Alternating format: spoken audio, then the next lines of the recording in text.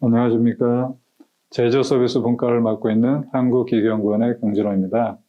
지금부터 본 분과에서 제안한 제조 서비스 모델과 관련한 규제 개선 이슈, 그리고 필요한 기술 등에 대한 내용을 발표 드리도록 하겠습니다.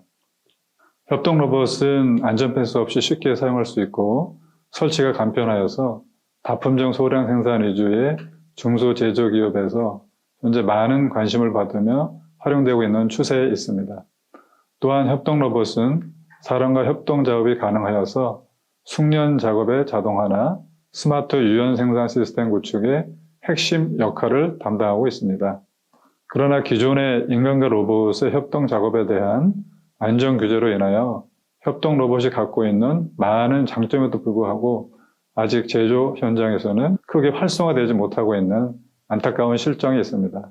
본 제조 서비스 분과에서는 미래지향적 K-로봇 스마트 팩토리 구현을 비전으로 하여 협동 로봇과 모바일 매니플레이터를 활용한 섬유에서 식음료 산업까지 포함하는 협동 로봇 기반의 제조 서비스 모델을 발굴하고 관련 기술 이슈를 정리하고자 합니다. 또한 현장에서 크게 애로를 겪고 있는 안전 관련 규제들을 파악하고 논의하여 실효성 있는 규제 개선 방안을 도출하고 향후 협동 로봇 산업 생태계를 활성화할 수 있는 구체적 실행 계획안을 도출하고자 합니다. 관련 시장 동향과 기술 수준에 대하여 간단히 설명을 드리도록 하겠습니다. 전 산업에 걸쳐서 단순 반복 작업을 넘어서 정밀 공정 등의 로봇 적용을 확대하고 있고 협동 로봇은 유연 생산 시스템 구축의 핵심으로 자리 잡아가고 있는 추세에 있습니다. 특히 섬유 산업의 경우 원사, 염색, 가죽 생산 공정에서 로봇 자동화 시스템을 활용하고 있고 뿌리 산업의 경우는 주조, 단조, 용접 등 다양한 공정에서 로봇 자동화를 추진하고 있습니다. 기술적으로는 협동 로봇의 인공지능 및 센서 기술 등을 융합하는 자동화 시스템 개발을 통하여 생산성 향상 등 로봇 도입 효과를 극대화할 수 있는 방안이 적극 검토되고 있는 실정에 있습니다. 다관절용 협동 로봇은 제품 투입, 인출, 볼팅 조립, 용접 등 다양한 용도로 활용되고 있습니다. 모바일 로봇은 공정의 중간 단계에서 필요한 제품을 이송하는 용도로 활용되고 있고 최근에는 공정의 유연성을 확보하기 위하여 컨베이어 대용으로도 활용되고 있습니다. 핸드가이드 로봇의 경우는 중량물을 핸들링하는 등의 용도로 활용되고 있고 모바일 매니플레이터는 다관절 협동 로봇의 모빌리티 기능이 추가된 형태로서 제품 이송, 머신 텐딩 등에 다양하게 적용되고 있습니다. 또한 협동 로봇의 작업 영역을 확대하기 위하여 레일이나 겐트리 등 부가축을 적용하여 활용될 수도 있습니다. 협동 로봇 제품 및 관련한 기술 수준은 다음의 표와 같이 정리하였습니다. 3D 비전과 AI 기술을 접목하여 인식하고 피킹하는 기술과 저속에서 정밀 작업을 구현하는 기술, 1m/s의 고속 작업 구현 기술 등 관련한 선도 기술 수준을 파악하고 구현 사례와 관련 기업을 함께 정리하였습니다. 자세한 내용은 5, 6페이지 자료를 참고해 주시면 감사하겠습니다. 원사법인 반복 로딩, 언로딩 서비스에 대해서 설명을 드리도록 하겠습니다. 수작업 정량 공정 사진에서 보시는 바와 같이 원사법인을 크릴에 끼우는 공정입니다. 모바일 매니플레이터에 원사법인을 싣고 크릴의 위치로 자율이동을 한 후에 탑재된 다관절 협동 로봇과 그리퍼를 활용하여 원사 보빈을 크릴에 끼우게 됩니다. 이때 사람은 각 보빈의 원사 한 가닥씩을 정경빔에 연결하는 작업을 협동 로봇과 같은 공간에서 수행하게 됩니다. 규제 개선 관점에서 살펴보면 제한된 공정을 구현하려면 모바일 매니플레이터가 이동하는 중에 동시에 다관절 협동 로봇도 다음 공정을 준비하는 동작을 수행해야 하나 현재는 관련한 안전기준이 없는 실정입니다. 따라서 협동 로봇 자체의 안전성이 인증된 제품은 모바일 매니플레이터가 이동 중 모션을 동시 수행하는 경우 현장 작업 효율성 향상 등을 위하여 사용자 책임하에 운용 허가를 내주는 방향으로 규제 개선을 검토할 필요가 있다고 판단됩니다.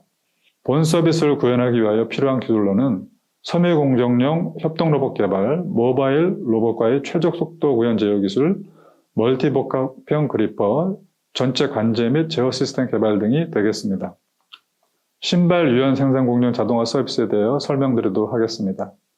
수작업 신발 제조 공정 사진에서 보이는 바와 같이 창과 가피의 프라이머, 접착제 도포, 그 다음에 가피 버핑, 접착제 도포 등 신발 생산에 필요한 작업들을 협동 로봇을 활용하여 자동화 시스템을 구축하게 됩니다. 본 공정은 먼저 신발의 종류에 따라서 신발 생산 공정 레이아웃을 자동으로 형성시키고 협동 로봇 각각의 작업 의무를 부여한 후에 앞서 언급드린 협동 로봇을 활용한 신발 생산 공정을 거치고 최종적으로 완제품을 모바일 매니플레이터로 적재 장소까지 이송하는 형태로 구현됩니다.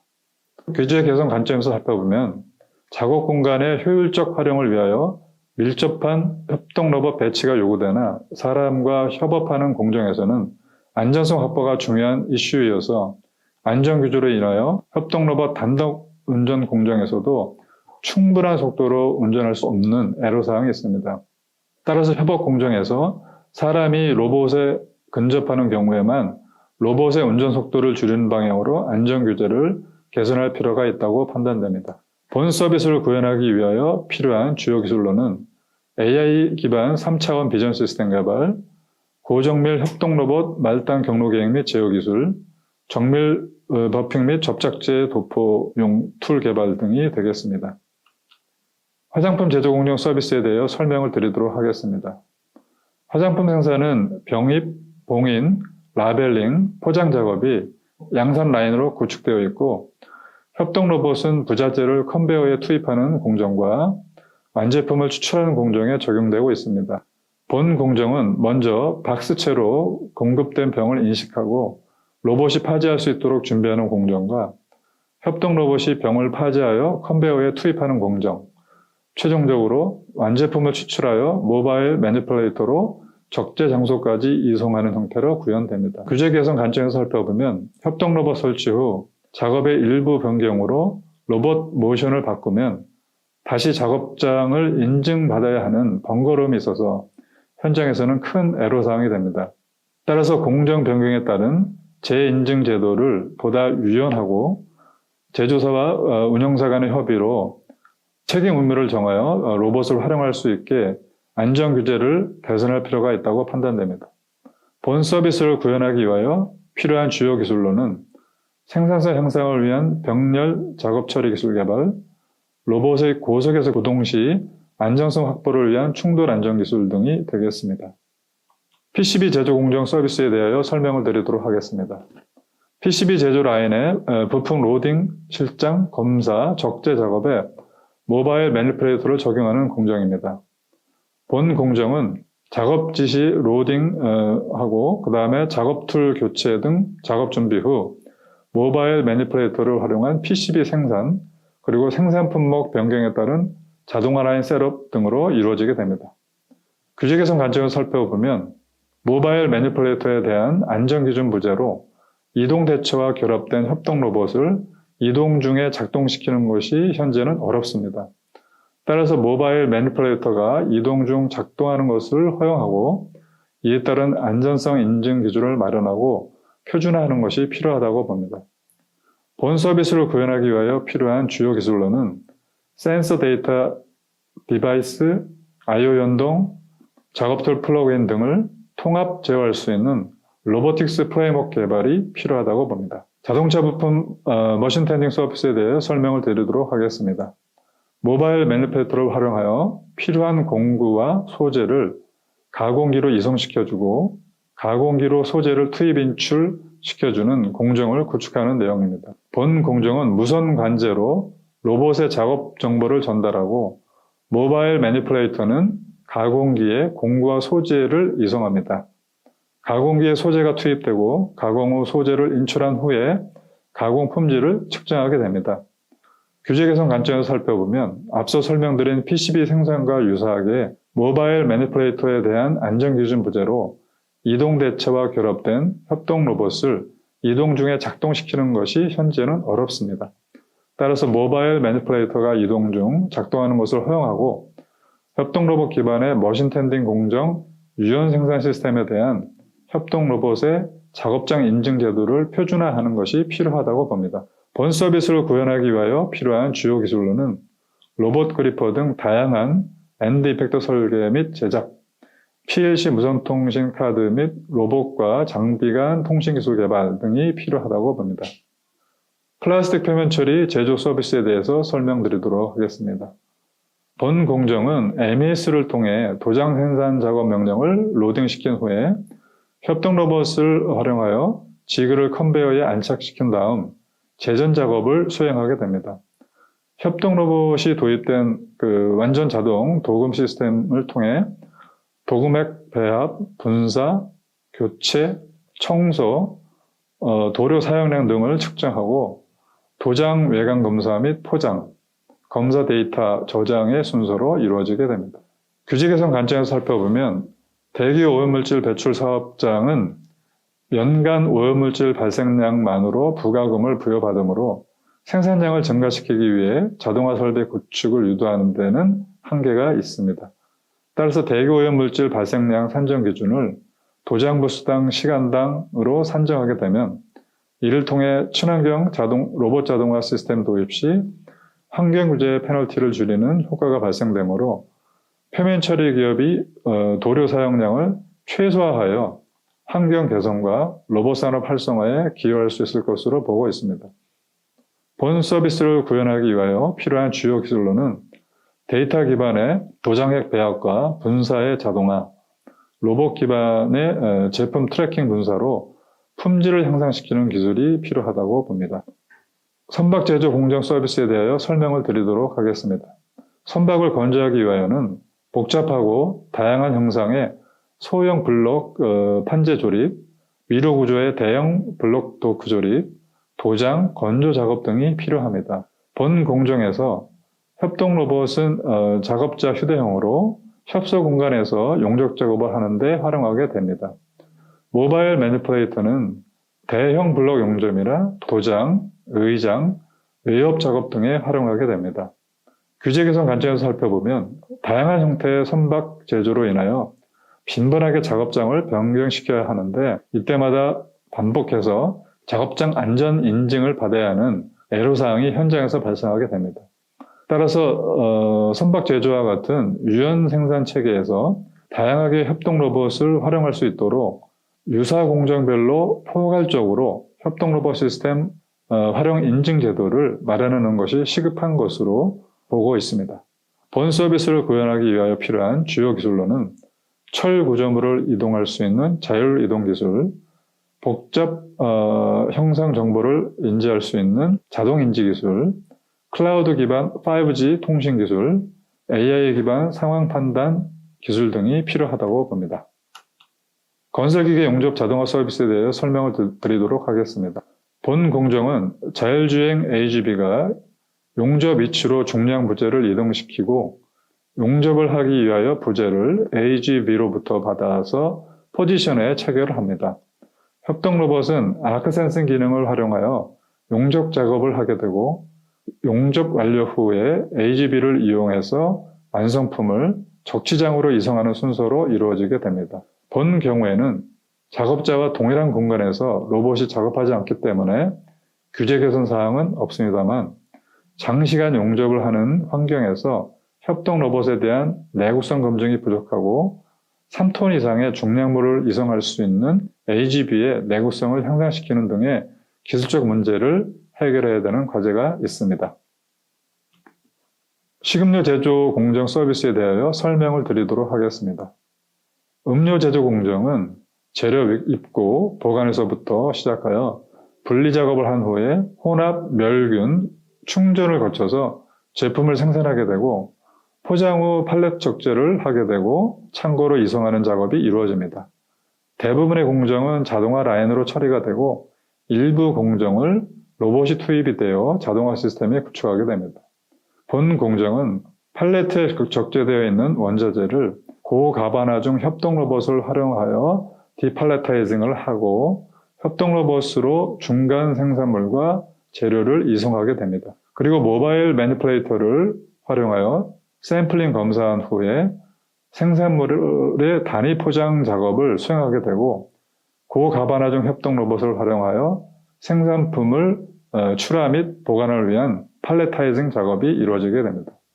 규제 개선 관점에서 살펴보면 모바일 매니플레이터를 이용한 샘플링 검사 공정에서 샘플 채취 후 이동하면서 검사기에 투입하기 위한 사전 작업이 필요한데 관련 안전 규정이 없는 실정입니다. 따라서 매니플레이터가 협동 로봇으로 국제 표준에 의한 인증과 안전 기능에 대한 기능 안전 인증을 확보한 후에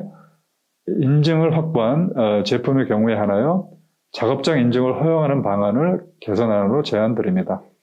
본 서비스를 구현하기 위하여 필요한 주요 기술로는 원자재 투입 시 대상물을 파하지 않은 로봇 기술 개발이 필요한 것으로 보고 있습니다. 지금까지 설명드린 6개 분야의 제조 서비스 모델에 대하여 16, 17페이지에 종합 정리를 하였습니다. 당장의 구현이 가능한 서비스는 1단계로 정리하였고, 기존 연구를 확충하여 중기적으로 구현할 수 있는 서비스 모델은 2단계로, 3단계는 장기적으로 규제 개선과 기술 개발이 추진된 후에 가능한 서비스로 정리하였습니다. 자세한 내용은 표의 내용을 참고해 주실 것을 부탁드립니다. 끝으로 제조 서비스 분과에 참여하여 많은 의견을 주신 위원님들께 다시 한번 감사드리며, 본 분과에서 정리된 현장에 큰 애로로 작용하겠는 규제들에 대한 실효성 있는 개선 방안을 잘 수립하여서 협동 로봇을 활성화시키고 관련 생태계를 튼튼하게 하는 토대로 활용할 수 있도록 노력하겠습니다. 이상으로 발표를 마치겠습니다. 경청해 주셔서 감사드립니다. 안녕하십니까. 대구경북과학기술원의 강태훈입니다. 저는 워킹그룹2 전문물류를 맡고 있습니다.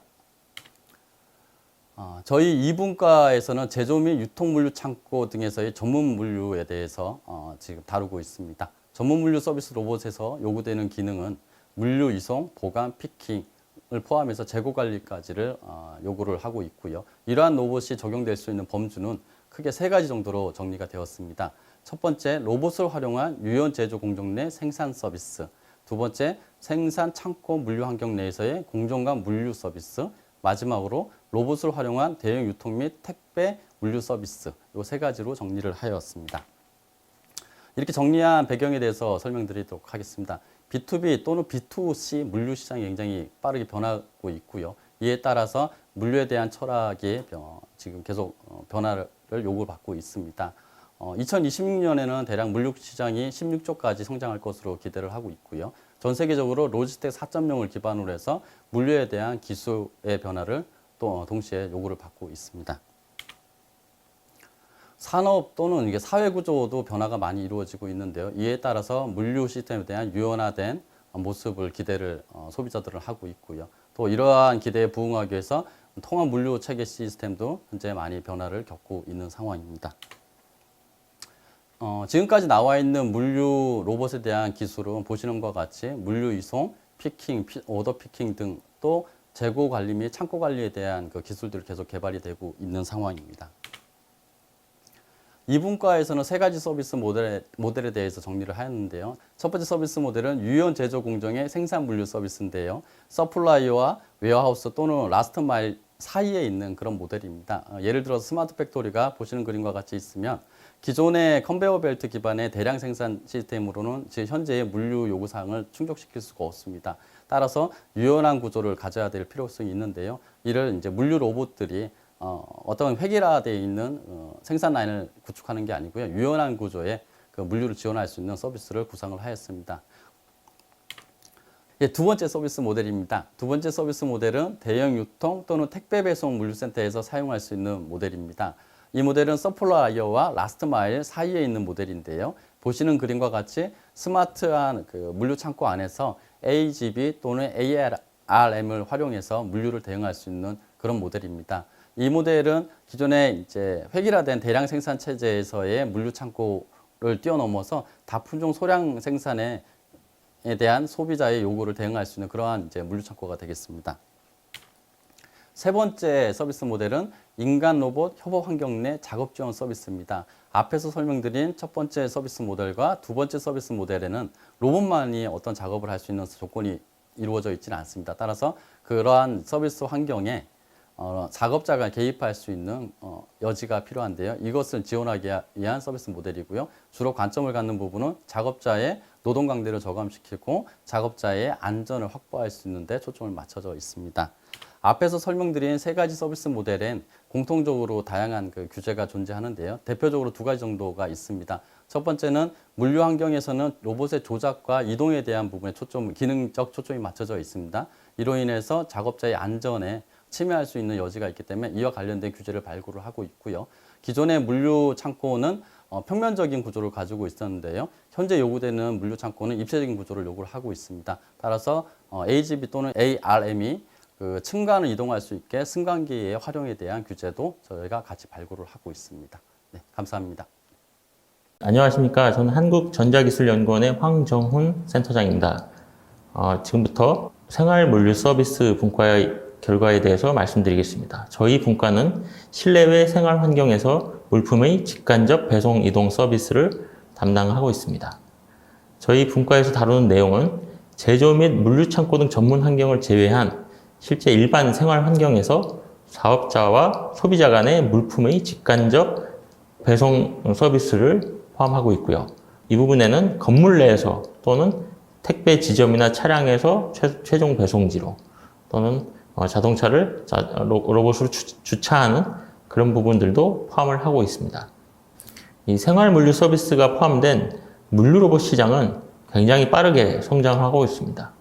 그리고 특히 국내 같은 경우는 택배 물동량이 17년 23억 1,900만 개로 연평균 10.1%의 급속한 성장을 하고 있고요. 거기다가 최근에 비대면 이슈로 인해서 이런 시장은 더욱 빠르게 성장할 것으로 전망되고 있습니다. 그런데 국내 환경에서는 이 물류의 대부분을 이 인력에 의존해서 수행을 하고 있습니다. 그래서 다른 산업과 비교해 보면 2배에서 3배까지 이른다고 합니다. 근데 이렇게 많이 인력이 요구되는 데 반해서 국내에서 노령화나 그리고 저출산의 영향으로 인해서 생산 가능 인구가 급격히 줄어들고 있기 때문에 앞으로 이 생활물류 서비스 분야에서 로봇의 활용이 급격히 증가될 것으로 전망이 되고 있습니다. 네, 이 생활물류 서비스에 포함되는 그런 제품들을 살펴보면 지금까지 나와 있는 제품들이 벌써 건물 내 배송이라든가 실외 배송, 그리고 주차 충전 이런 부분의 제품들이 이미 나와 있습니다. 국내에서는 건물 내 배송을 위해서 유진의 고카트, 그리고 트윈의 나르고, 잘 따르고 같은 부분들이 출시가 되었고요. 국외에도 이미 로봇들이 많이 출시가 되어서 지금 시범 서비스를 하고 있습니다.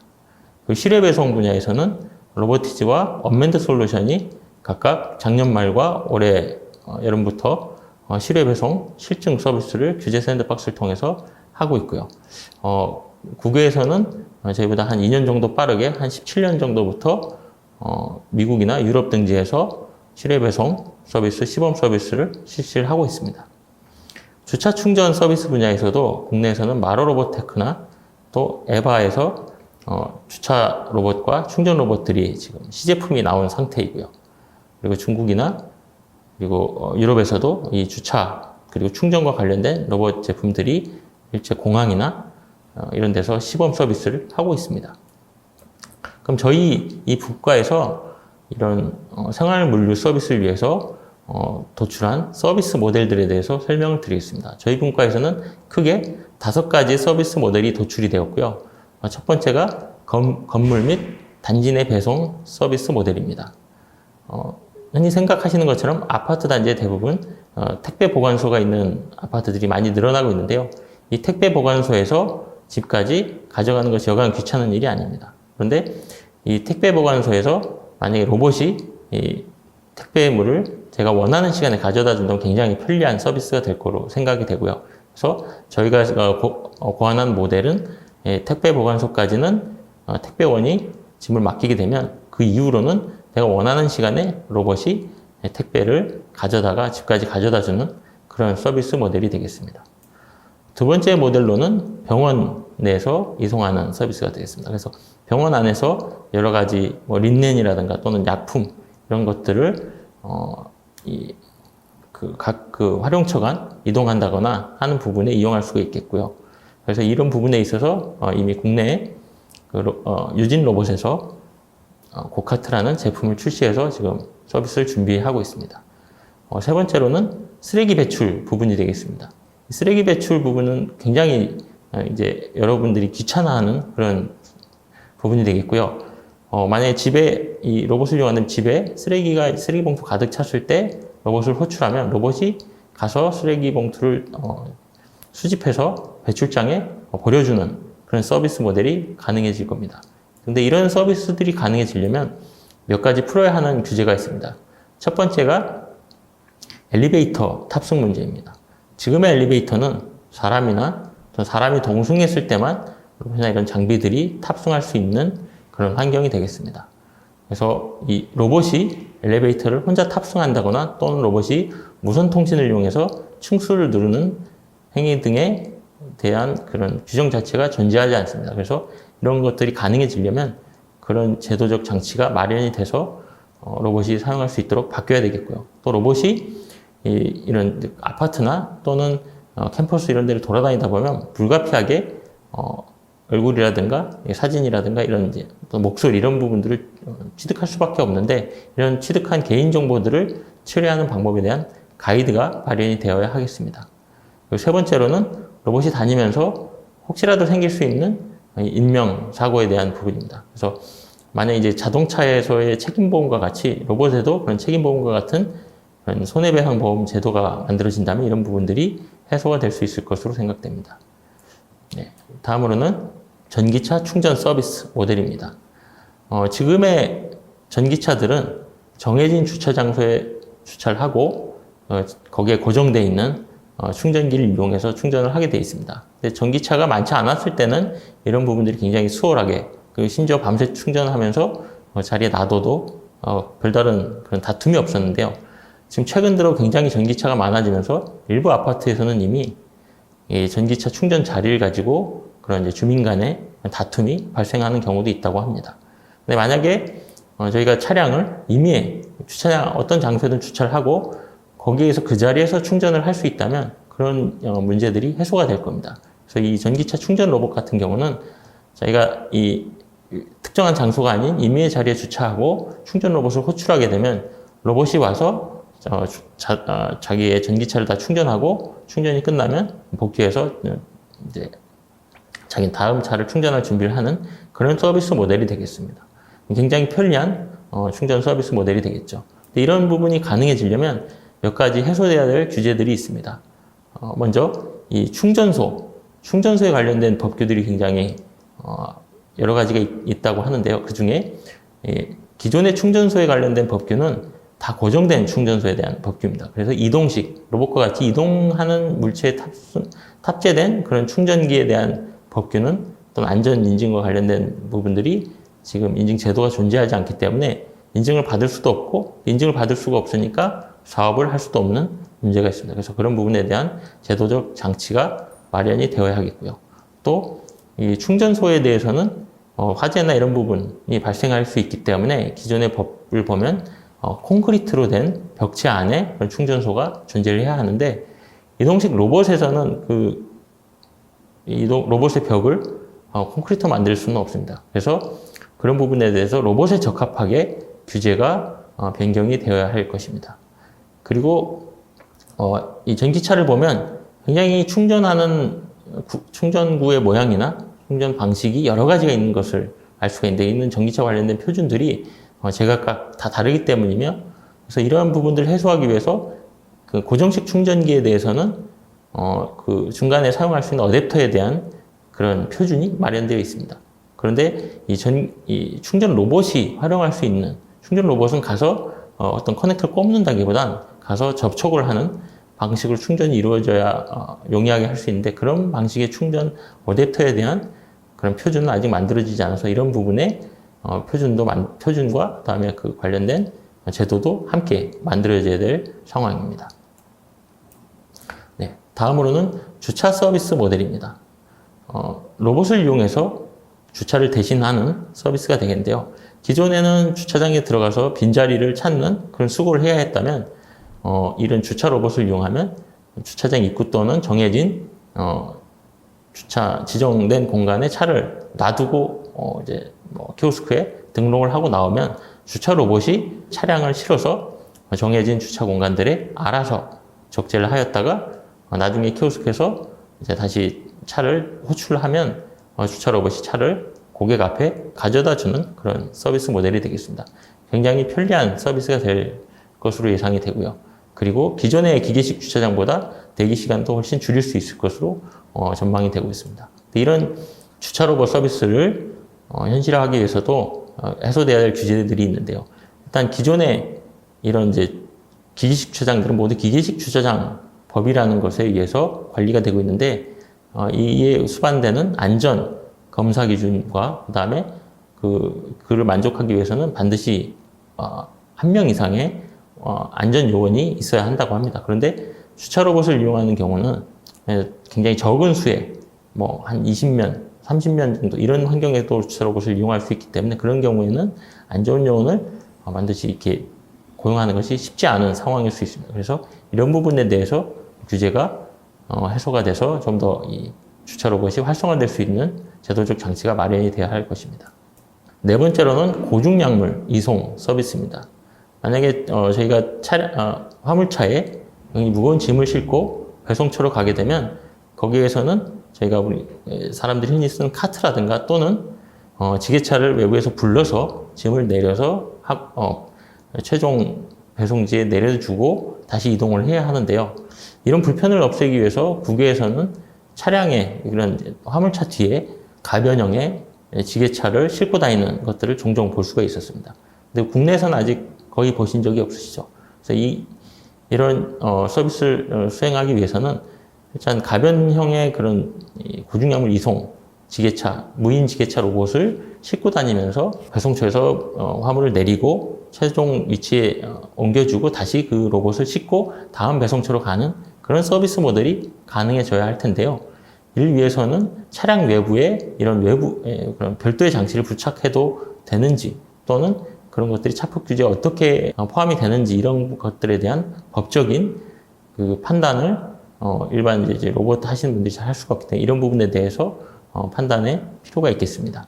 네, 다섯 번째로는 여러분들이 가장 기대를 많이 하실 실외 배송 서비스가 되겠습니다. 그래서 지금같이 비대면 상황에서는 여러분들이 굉장히 배달 음식이나 이런 것들 많이 시킬 텐데요. 이런 상황에서 이 배달 로봇을 이용한다고 하면 여러분들이 필요한 시간에 만약에 가령 12시 반에 어떤 샌드위치를 먹고 싶어 라고 하면 여러분들이 사전에 예약을 해두고 그럼 정해진 시간에 로봇이 그 음식을 가져다 주는 그런 서비스가 되겠습니다. 이런 것들을 위해서는 몇 가지 해소돼야 될 부분들이 있는데요. 첫 번째로는 로봇 같은 경우는 이제 지금 현재 규제로는 도로로 갈 수도 없고 인도로도 갈 수 없는 그런 법적인 상황이 있습니다. 이는 도로교통법상에 로봇에 대해서 어디로 갈 수 있다는 부분이 명시되어 있지 않기 때문인데요. 예를 들어 보도 같은 경우는 보행자나 유모차 또는 보행 보조용 그런 의자차 정도만 이 보도 또 인도로 갈 수가 있고 도로로는 차나 차마만 갈 수 있기 때문에 로봇 같은 경우는 그 어디에도 갈 수 있다는 것이 명시되어 있지 않습니다. 그래서 이런 부분에 대해서 규제가 개선이 돼서 이 로봇이 저속의 로봇은 인도로 갈 수 있다든가 또는 고속의 좀 큰 로봇들은 차도로 갈 수 있다든가 하는 그런 부분에 대한 제도적 장치가 마련이 되어야 하겠고요. 또 이 로봇이 다니다 보면 불가피하게 개인정보를 수집할 수밖에 없는데 역시 마찬가지로 그런 부분에 대한 법적인 가이드가 필요하겠습니다. 네. 지금까지 5가지 정도의 그 생활 물류 서비스 모델을 말씀을 드렸고요. 이런 서비스들이 모두 구현이 된다면 굉장히 편리한 저희가 생활을 할 수 있을 것으로 기대가 됩니다. 그래서 저희는 이런 서비스가 해소가 되기 위해서 정리를 해보면 단기로는 로봇이 승강기를 이용할 수 있는 그런 법제도적 장치가 마련이 되어야 하고 그리고 이동식 충전기라든가 주차 로봇들이 활용화될 수 있는 그런 부분들이 개선이 되어야 된다고 생각합니다. 그리고 로봇이 이 실외 공간에서 특히 인도 또는 인도를 통해서 다닐 수 있게 되는 그런 이제 제도적 그런 가이드가 마련이 돼야 되겠고요. 나아가서는 만약에 좀 더 빠른 배달을 원하면 자전거 도로를 활용할 수 있도록 해서 배달 로봇이 시루에서도 고속으로 주행할 수 있도록 한다고 하면 이런 저희가 앞에서 말씀드린 이런 여러 가지 생활 물류 서비스가 실제 저희 생활에 들어올 수 있을 것으로 생각됩니다. 네, 감사합니다. 공공 서비스 분과에 대해서 말씀드리도록 하겠습니다. 공공 서비스란 사회 공동체의 복지를 위하여 정부나 공공기관 및 민간에서 제공하는 서비스를 의미합니다. 따라서 공공 서비스 로봇이란 사회 공동체를 위해 의료, 방역, 감시, 안전 이런 분야 등에서 공적인 수요를 충족시키거나 사회 문제 해결을 위한 서비스를 제공하는 로봇을 의미합니다. 이러한 공공 서비스 로봇의 적용 범위는 크게 의료 방역 분야에서 코로나19와 같은 감염병 대응을 위한 방역 및 의료 지원 분야, 그리고 전통적인 수술 및 재활, 돌봄, 업무 지원 등과 관련된 분야로 적용이 될 수 있습니다. 또한 감시 안전 분야에서는 주요 시설물의 감시나 진단을 하거나 또는 화재나 자연재해 등 사고가 났을 때의 재난에 대응하는 분야를 말하고 있습니다. 좀 더 상세하게 로봇 서비스 분야를 말씀드리면 의료 방역 분야에 있어서는 음압병동에서의 진료나 간호, 그리고 공공장소의 방역, 수술, 재활 및 생활보조 분야 등이 있습니다. 음압병동 진료 및 간호에 있어서는 비대면 감염병 검사를 하기 위한 구강간호 또는 삽관, 검체 채취 로봇 등을 활용을 할 수가 있고, 혈액검사 및 투약 분야에 있어서는 원격으로 정맥 주사를 한다든지 또는 혈액 채취를 한다든지 하는 쪽에 로봇을 사용할 수가 있습니다. 또한 생활치료시설 또는 격리병동 내에서 감염병 환자를 병실에서 이동하는 그러한 환자 이송 로봇이 있을 수가 있고요. 원격 진료 분야에 있어서는 최근 많은 이슈가 되고 있는 텔레프레젠스 로봇을 활용할 수가 있습니다. 또한 공공장소 방역에 있어서는 병원이나 공항, 역사 등 다중시설에서의 수시 방역을 한 경우가 필요한데, 이때 자율주행 로봇을 이용을 해서 방역을 대체할 수가 있습니다. 수술 분야에 있어서는 복강경 분야 또는 안과, 치과 이러한 분야에서 수술 로봇을 활용할 수가 있고요. 재활 분야에 있어서는 뇌병변 및 척추 손상 환자 재활 또는 재활 운동 및 지체 부자유자의 근력 보조, 이러한 로봇들이 활용될 수가 있습니다. 또한 감시 안전 분야에서의 감시 정찰 분야는 군사시설이나 국가 기반 시설의 감시 정찰을 하는데 로봇을 활용할 수가 있고요. 또한 교량이나 댐 등 인력으로 진단이 좀 어려운 분야에 있어서 로봇이 들어가서 진단을 하는데 로봇을 활용할 수 있습니다.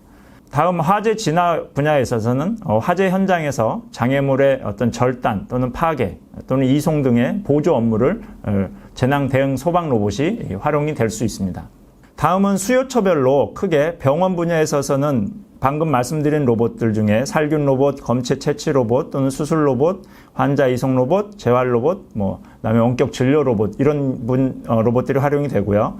공공시설 분야에 있어서는 자율주행 방역 로봇, 그리고 국가 기반 시설에서의 자율주행 지상 정찰 감시 로봇, 수중 구조물 안전 진단 또는 지하 공동구 감시 로봇 등이 있겠습니다.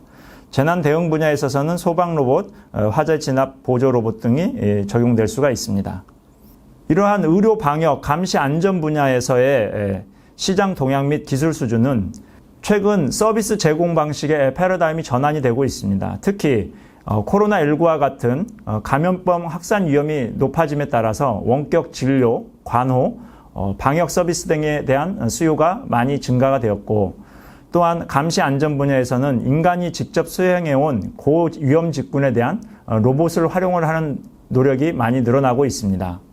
공공보건 분야에서 감염병 확산으로 인해서 의료진의 공백 및 감염 위험을 낮출 수 있는 서비스 로봇의 활용 수요가 많이 증대가 되고 있고, 그다음에 공공보건 분야, 특히 재활 분야에 있어서는 고령화 사회 진입 가속화가 되고 선진화된 재활 치료에 대한 요구가 급격히 증가하면서 가파른 시장 성장을 나타나고 있습니다. 공공사회 서비스에서는 향후 군병력의 감소에 대비하고 국가 주요 시설의 감시 정찰 업무의 정확도를 높이는 목적으로 활용될 것으로 전망이 됩니다. 또한 공공사회서비스에서는 로봇을 활용한 지하 공동구 또는 수중 구조물 등의 감시 및 진단검사, 안전성, 효율성 이런 걸 정확성을 높일 수가 있습니다. 이러한 분야에서의 제품 기술 수준 등을 보시는 화면에서와 같이 여러 대의 로봇들이 지금 개발이 되고 활용이 되기도 하고 있습니다. 의료 로봇 중의 공공보건 분야에 있어서는 비대면 검체 추출을 하는 로봇들이 프로토타입이 연구 개발이 되었고 자동 체열 로봇도 지금 시제품이 개발이 되었습니다. 또한 최근에는 첨단 수술 로봇들이 많이 보급 확산이 되고 있고 그 적용하는 분야 또한 넓어지고 있습니다. 재활, 돌봄, 방역 분야에 있어서는 보행 재활을 위한 로봇이 상품화가 돼서 의료 현장에서 사용이 되고 있고요. 공공시설 방역 로봇 같은 경우에 이번 코로나 때문에 많은 연구 개발이 진행이 되고 있습니다. 또한 환자 간호 로봇도 보시는 바와 같이 일부 제품이 개발되어 상용 서비스를 진행을 하고 있습니다. 정찰 감시 분야에 있어서는 우리나라에서 기지 방호 로봇 또는 이제 외국의 이스라엘에서 제한적인 자율주행이 가능한 이러한 정찰 로봇을 활용을 해서 감시 정찰을 수행을 하고 있고요. 국내에서 민간 분야에서 적용이 가능한 실외 무인 경비 로봇도 연구 개발이 진행되고 있습니다.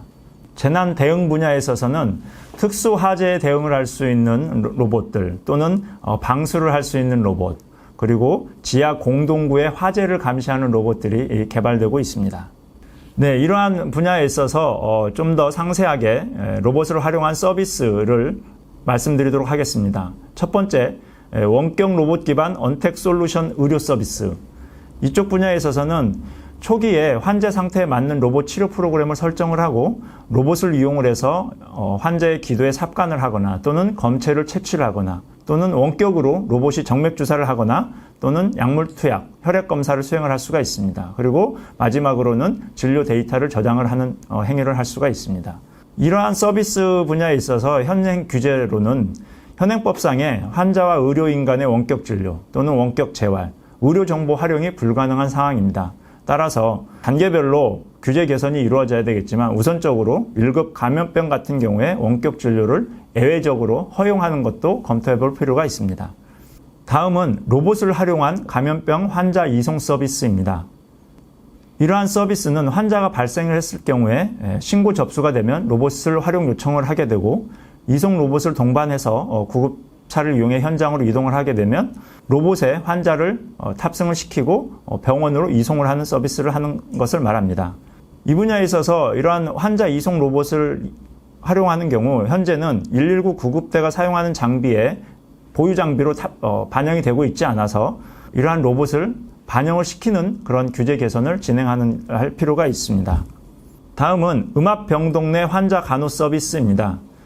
이러한 서비스를 하는 경우 초기에 격리병상의 환자 모니터링을 하고 원격 진료 업무 계획을 수립을 한 뒤에 스케줄에 따라서 환자에게 로봇이 이동하여서 맥박 등 또는 다른 활력 징후들을 측정을 하거나 환자의 신체 신호를 모니터링을 할 수 있습니다. 또한 이런 환자의 생체 데이터를 기반으로 해서 원격으로 환자를 상태 파악을 하는 데 도움을 줄 수 있습니다. 이러한 서비스에서의 애로사항으로는 격리병상에서 원격 진료를 하는 문제와 의료기기 간의 네트워크 통신으로 인해서 해킹이나 사이버 보안 문제가 걸려 있을 수 있습니다. 따라서 한시적인 원격 진료 또는 일부 분야에서의 원격 진료를 허용하는 방안을 고려를 하고 또는 스마트 의료를 위해서 통신 분야에서의 해킹이나 사이버 보안 문제 등에 대한 가이드라인을 제시하는 것도 필요합니다. 다음은 공공장소 방역 서비스입니다. 로봇을 이용한 공공장소 방역 서비스는 초기에 통합 관제 시스템에서 방역 계획을 입력을 하게 되면 자동으로 로봇이 지도 정보를 이용을 하여 방역 장소로 자율적으로 이동을 하고 또는 그 다음에 동작 계획에 따라서 살균 소독을 수행을 할 수 있습니다. 살균 소독 수행이 마치게 되면 스스로 다시 원래 있던 대기 장소로 되돌아와 충전을 하는 기능을 갖출 수 있습니다. 이러한 서비스를 구현하기 위해서는 UV 살균 방식의 방역 성능에 대한 안정성에 대한 기준이 없습니다. 그래서 이러한 부분에 대한 가이드라인이 제시가 필요하고요. 또는 상황에 따라서는 알코올 솜, 거즈 등으로 특정 부위를 닦아내는 동작이 필요하기도 합니다. 로봇이 이러한 동작을 하기 위해서는 정교한 매니플레이션 기술이 필요합니다. 따라서 이런 기술 개발이 필요하고요. 또한 층간의 이동이 필요한 경우에 로봇과 엘리베이터 간의 인터페이스를 통해서 로봇이 스스로 엘리베이터를 탑승하고 내릴 수 있는 그러한 기술도 필요합니다. 네, 다음은 첨단 수술 로봇 기반 전주기적 환자 맞춤형 의료 서비스입니다. 로봇을 이용한 이러한 수술 서비스를 하기 위해서는 초기에 환자 상태에 맞는 로봇을 활용한 수술 계획을 수립을 해야 됩니다.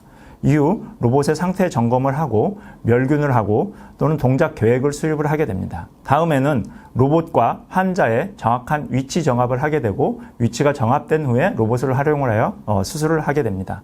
이후 수술이 완료되면 진료 데이터를 저장하는 것으로 이러한 서비스를 마칠 수 있습니다. 네, 이 부분에 있어서는 의료 수가가 수술이나 처치 같은 행위 위주로 편성되어 있어서 환자 맞춤형 계획을 세우거나 또는 실행을 하는 것에 대한 의료 수가를 책정하는 것이 필요합니다. 또한 국산 수술 로봇 4종이 개발이 되었으나 트랙 레코드가 확보되지 못하여 해외 진출에 어려움을 겪고 있습니다. 따라서 국산 수술 로봇의 설치 비용 같은 국비 지원을 통해서 해외 진출을 할 수 있도록 육성을 해주는 방안이 필요할 것 같습니다. 네, 다음은 재활 로봇 운동센터를 이용한 장애인 재활 서비스입니다. 재활 로봇을 활용을 하는 경우 장애인의 상태에 따라 계획된 프로그램에 따라서 로봇이 재활을 시켜주는 동작을 하게 됩니다. 또한 이러한 기록은 자동으로 저장이 되고 만약에 전국에 여러 개 센터가 있는 경우에 어느 센터에 가서든 이 데이터를 활용을 하여 재활 운동 서비스를 받을 수가 있습니다. 이러한 서비스를 활성화하기 위해서는 의사의 처방만 있으면 장소에 구애받지 않고 재활 로봇 운동 센터를 이용할 수 있도록 하는 규제 개선 및 운영 네트워크 확립이 필요합니다. 네, 다음은 사회적 약자 일상 보조 및 작업자 업무 보조 서비스입니다. 이러한 서비스는 웨어러블 로봇을 활용하여 서비스를 제공받을 수 있습니다. 착용자가 웨어러블 로봇을 착용하게 되면 웨어러블 로봇에서 근력을 보조하여 보행을 도와주거나 또는 재활 운동을 도와주거나 또는 무거운 물건을 운반하는 것을 도와주는 것을 일컫습니다. 웨어러블 로봇은 국내에서도 근력 지원 방식과 또는 목적에 따라서 여러 연구가 진행이 되었습니다. 하지만 사용자가 착용을 하다 보니 안전을 위한 보험제도 또는 편의성에 대한 평가 체계가 부재합니다. 따라서 이러한 부분에 대해서 성능이나 편의성에 대한 평가 체계를 확립을 하고 표준화를 추진하는 등의 업무가 필요합니다. 네, 다음은 국가 주요 기반 시설에 대한 감시 정찰 서비스입니다. 로봇을 활용하여 감시 정찰 서비스를 하기 위해서는 임무 수행 지역에 대한 분석을 통해서 로봇을 어떻게 활용할 것인지 임무 계획을 수립을 하는 과정이 필요합니다. 로봇이 활용될 임무 계획이 수립되고 나면 로봇 스스로 또는 원격 제어를 통해서 임무 지역으로 이동을 하게 되고 감시 정찰을 수행을 하게 됩니다. 감시 정찰 중에 이상 징후가 탐지되는 경우 표적을 실시간으로 탐지 추적하게 되고 이러한 정보는 실시간으로 사용자에게 전달이 됩니다. 이러한 서비스를 구현을 하고 활성화를 시키기 위해서는 우선 로봇이 무선 통신 기반의 원격 통신이 되어야 되기 때문에 통신 주파수에 대한 획득이 필요하고요. 또한 통신 보안에 대한 가이드 제시, 그리고 로봇이 주행을 하는 경우에 대한 도로교통법 개정이 필요합니다. 기술적으로는 감시 정찰 임무 수행을 하기 위한 다양한 환경 센싱 기술이 필요하고 또한 획득된 센서를 통해 획득된 정보에 대해서 판단하는 능력 등이 필요합니다.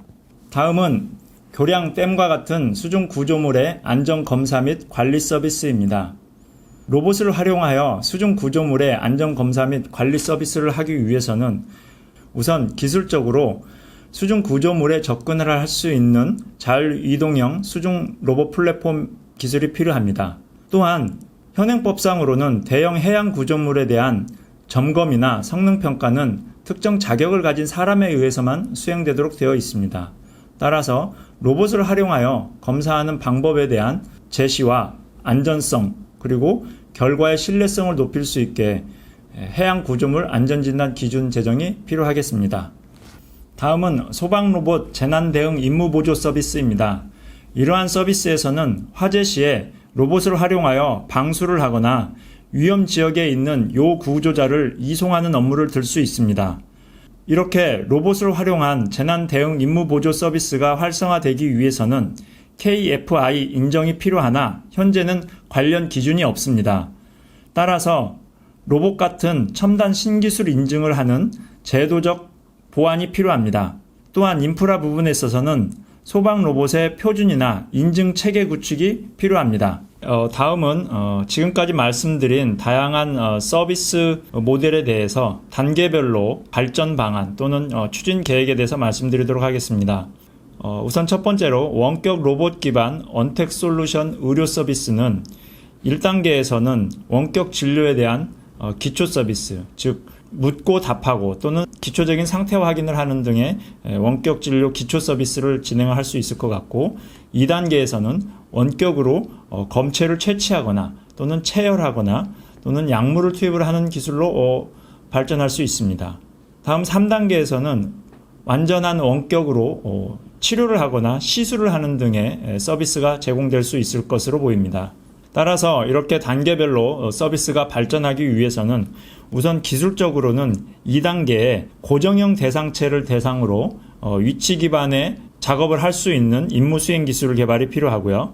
3단계에서는 힘 제어 기반의 원격 제어 기술이 필요할 것 같습니다. 또한 규제나 인프라 부분에 있어서는 1단계에서 원격 진료 시범 서비스, 그리고 의료 로봇을 활용하기 위한 제도를 제안을 하는 것이 필요하고요. 2단계에서는 제한적인 원격 진료를 허용하고 의료 로봇 활용 제도를 보완하는 작업이 필요하겠습니다. 그리고 3단계에서는 보편적으로 원격 진료가 허용될 것으로 예상되고 의료 로봇을 활용하는 제도가 확립될 걸로 예상이 됩니다. 다음은 로봇을 활용한 감염병 환자 이송 서비스입니다. 환자 이송 서비스는 현재 적합한 로봇 플랫폼이 없기 때문에 2단계까지 1인 환자를 음압을 유지를 한 채 이송을 할 수 있는 그러한 플랫폼을 개발하는 게 필요할 것 같고요. 그러한 플랫폼이 개발이 되고 나면 3단계에서는 스스로 이동하는 기능까지 추가될 것으로 예상이 됩니다. 따라서 이러한 환자 이송 서비스를 하기 위해서는 우선 구급 장비에 대한 보유 기준 개선이 필요합니다. 2단계에서는 이러한 환자 이송 로봇을 표준 작전 절차에 포함하는 방안이 마련되어야 할 것 같습니다. 음압병동 내 환자 간호 서비스에서는 1단계 격리병상 및 생활치료센터 내에서 기본적인 환자 모니터링을 하는 서비스를 할 수 있고, 2단계에서는 층간 이동을 통해서 격리병동 전체에 대한 환자들의 간호 서비스를 수행할 수 있습니다. 3단계에서는 모바일 매니플레이터를 이용을 하여 로봇이 스스로 물리적인 조치를 취할 수 있는 간호 서비스가 가능할 것으로 예상이 됩니다. 이러한 서비스가 발전하기 위해서는 2단계에서 층간 이동을 통한 건물 내 전체 자율 이동하는 기술이 완성이 되어야 되고요. 3단계에서는 모바일 매니플레이터를 운용하여 환자를 자세를 바꿔준다든지 하는 매니플레이션 기술까지 개발이 되어야 됩니다. 공공장소 방역 서비스에서는 1단계에서 기초적인 UV 조사를 통한 살균 방역 서비스를 로봇을 활용을 해서 진행을 할 수 있고, 2단계에서는 거즈나 알코올 솜 등으로 특정 부위를 닦아주는 기능까지 포함된 모바일 매니플레이터를 이용해서 서비스를 할 수 있을 거라고 예상이 됩니다. 또한 향후에는 다개체의 모바일 매니플레이터가 협업하거나 분업하여서 방역 서비스를 하는 것으로 좀 더 고기능화로 발전이 될 것으로 예상이 됩니다. 환자 맞춤형 로봇 수술 서비스에서는 우선 정형외과 수술 로봇이 1단계에서 서비스를 할 것으로 예상이 되며, 2단계에서는 분야를 넓혀 복강경, 안과, 치과 이런 쪽에서 활용을 할 수 있는 수술 로봇이 개발될 것으로 예상이 됩니다. 규제 및 인프라 부분에서는 우선 1단계에서 의료 수가 개선이 필요할 것 같고, 국내 보급 확산을 하기 위한 제도적인 개선 방안이 요구됩니다. 2단계에서는 의료 데이터의 접근성에 대한 보완이 필요하고요. 그 다음에 로봇 활용 안전 제도를 수립하는 과정이 필요합니다. 또한 3단계에서는 의료 기술 인증 또는 해외 시장 진출, 확산을 해줄 수 있는 이러한 지원 프로그램도 구현이 되어야 될 것 같습니다. 재활운동센터를 이용한 장애인 재활 서비스의 단계별 발전 방안에서는 우선 지정된 특정 장소에서 치료사를 동반한 실내 재활 운동을 하는 게 1단계에서 서비스가 제공이 될 것 같고요. 2단계에서는 장소에 구애받지 않고 전국 재활센터에서 재활 운동을 할 수 있는 단계로 발전할 거라고 예상이 됩니다. 또한 3단계에서는 이제 장소 특정한 재활센터뿐만이 아니고 일상생활 환경에서 재활을 할 수 있는 일상생활 재활 서비스로 발전할 것으로 예상이 됩니다. 따라서 이러한 발전을 위해서는 우선 지역 운동센터가 설립돼서 독립적으로 운용이 될 수 있어야 됩니다. 그리고 2단계에서는 IoT 같은 기능을 이용으로 해서 운동센터 간에 연동이 되어 환자를 인식을 하고 또 환자가 다른 센터에 가서도 운동을 할 수 있는 그러한 서비스를 제공할 수 있는 플랫폼이 마련되어야 할 것입니다.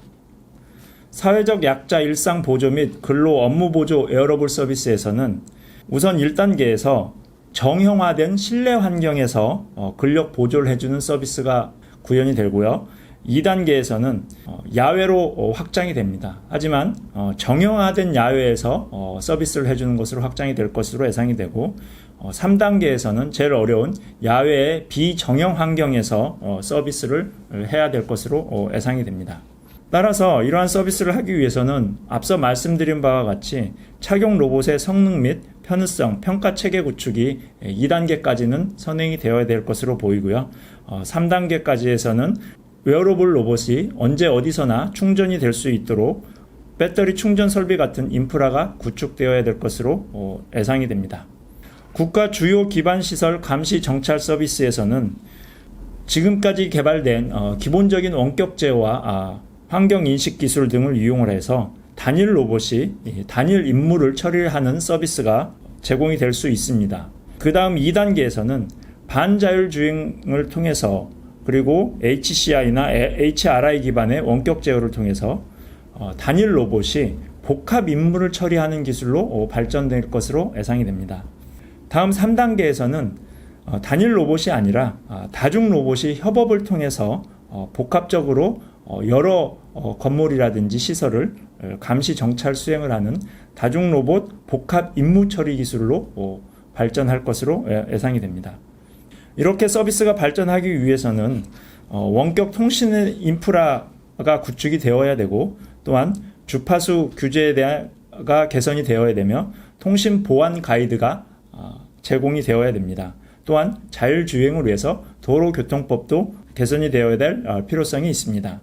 수중 로봇 기반 수중 구조물의 안전 점검 분야에 있어서는 우선 단순한 소형 수중 로봇 기반으로 영상을 통해서 검사하는 서비스가 제공이 될 수 있고요. 2단계에서는 자율적으로 움직일 수 있는 또는 자율적으로 주행을 할 수 있는 자율 수중 로봇 기반의 결함 검사 및 분석 서비스가 제공될 수 있습니다.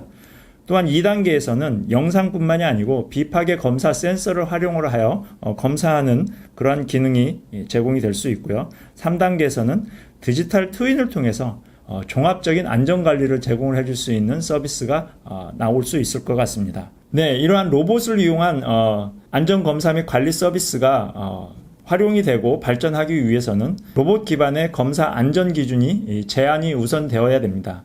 그리고 제한된 기준이 제정이 되고 또한 나중에는 로봇을 활용해서 안전 검사를 하는 자격 제도도 마련하면 좋을 것 같습니다. 소방 로봇 재난 대응 임무 보조 서비스에서는 1단계에서 원격 조작 기반의 재난 현장을 단순 정찰을 해주는 서비스가 제공이 될 수 있습니다. 2단계에서는 원격 조종을 통해서 어떠한 특정한 작업을 수행을 하는 서비스가 제공이 될 수 있고 3단계에서는 여러 로봇을 활용을 해서 여러 가지 임무를 수행을 하게 해주는 서비스가 제공이 될 수 있습니다. 이러한 재난 현장에서 로봇을 활용하고 이러한 서비스가 발전하기 위해서는 원격 조작 기술이 매우 중요합니다. 특히 원격 조작자에게 현장감을 실감 있게 전달을 하고 원격 조작자가 편리하게 로봇을 조작을 할 수 있는 기술 개발이 필요합니다. 향후에는 디지털 트윈 같은 기술을 활용을 하여 원격 상황을 분석을 하는데 도움을 줄 수 있고 또는 5G나 믹스드 리얼리티 같은 기술을 활용하여 로봇을 제어하는 기술도 개발될 것으로 예상이 됩니다. 규제에 있어서는 KFI 인증을 개선을 해줘야 하고 재난안전 로봇의 현장 활용 운용 규정을 신설해서 향후에는 SOP를 반영을 해서 현장에 활용하는 방안으로 발전이 되어야 됩니다. 또한 인프라 부분에 있어서는 재난 로봇의 표준 인증 체계 구축이 필요합니다. 네, 이상으로 공공 서비스 분과의 발표를 마치도록 하겠습니다. 안녕하십니까. 로봇 활용 전략 네트워크 개인 서비스 분과를 맡고 있는 경희대학교 김동환입니다. 오늘 로드맵에 대해서 설명을 드리겠습니다. 저희 개인 서비스 분과에서는 인간의 생활 범주에서 제반 서비스를 제공하는 인간 공생형 대인 지원 로봇 서비스를 목표로 개발을 했습니다. 핵심 가치로는 생산성과 편의성, 즐거움이라 할 수 있고, 이를 통해 인간의 삶을 윤택하게 하고 인간의 여가 시장을 보장하며 즐거움을 확대하는 데 중요한 수단으로 작용할 수 있는 개인 서비스 로봇에 대해서 핵심 가치로 두고 개발을 했습니다. 핵심 기술로는 인간과 소통 및 접촉하는 기술인 인지적, 물리적 상호작용 기술이 중요하며 기본적으로 주어진 업무를 수행할 수 있는 지능과 작업 능력이 요구되고 있습니다. 산업의 특징으로는요, 성장 초기의 융복함 산업입니다. 아직은 초기 단계이고 이 개인 서비스라는 것이 여러 분야를 융합해서 만든 산업이기 때문에 특징이 좀 도드라진 그 부분이 있습니다. 사회적 니즈가 확대되고 있고, 그리고 관련 비즈니스가 확대되고 있기 때문에 본 개인 서비스 로봇 분야를 개발함으로 인해서 전후방 산업에 대한 파급 효과가 클 것으로 기대되고 있습니다. 범위를 말씀드리겠습니다. 개인 서비스라고 하면 범위가 좀 헷갈리실 수가 있는데요. 보면 가사용 로봇, 헬스케어 로봇, 여가 지원용 로봇, 교육 및 연구용 로봇, 기타 개인 서비스용 로봇으로 구별을 할 수 있습니다. 제일 흔하게 접하실 수 있는 게 가사용 로봇이 되겠습니다. 로봇 청소기로 대표되고요. 가정에서 경비도 또 하고 심부름도 할 수 있는 서비스 로봇이 되겠습니다. 그다음에 헬스케어 로봇이 있겠고요. 헬스케어 로봇이라고 하면 공공에서 제공하는 헬스케어와 분리돼서 개인적으로 활용이 가능한 헬스케어 로봇이 되겠고요. 크게 보면 개인 재활훈련용 로봇, 장애 보조용 로봇, 노인 보조용 로봇, 휠체어 로봇 등이 되겠습니다. 그다음에 여가 지원용 로봇이 많이 귀에 익으실 텐데요. 게임용 혹은 오락용 로봇, 그다음에 애완용 로봇, 반려동물을 케어해주는 로봇이 될 수도 있겠고요. 스포츠 지원용 로봇, 소형 휴머노이드 로봇, 혹은 소형 탑승 이동형 로봇도 여기에 포함될 수 있겠습니다. 그다음에 교육 및 연구용 로봇이 있겠고요. 이 안에는 연구, 교육, 교보제용, 기타 교육 관련된 로봇이 되겠습니다. 다음에 그 개인 서비스의 수요 산업으로는요, 의료 복지 서비스, 웰리스, 실버케어, 헬스케어, 이러닝, 교육, 엔터테인먼트 등 굉장히 많은 산업과 연관이 되어 있습니다. 그래서 후방 산업을 보시면요, 로봇 부품과 제조에 관련된 업체가 되겠죠. 매니플레이터, 엔드 이펙터, 모터, 감속기, 이런 후방 산업이 있겠고요. 전방 산업으로는 의료복지, 웰리스, 실버케어, 헬스케어, 이러닝, 엔터테인먼트 등 이런 산업이 전방 산업이 되겠습니다. 요걸 통해서 금방 말씀드린 개인 서비스 로봇에서는 가사용 로봇, 헬스케어 로봇 등등을 지원하는 구조가 되겠습니다.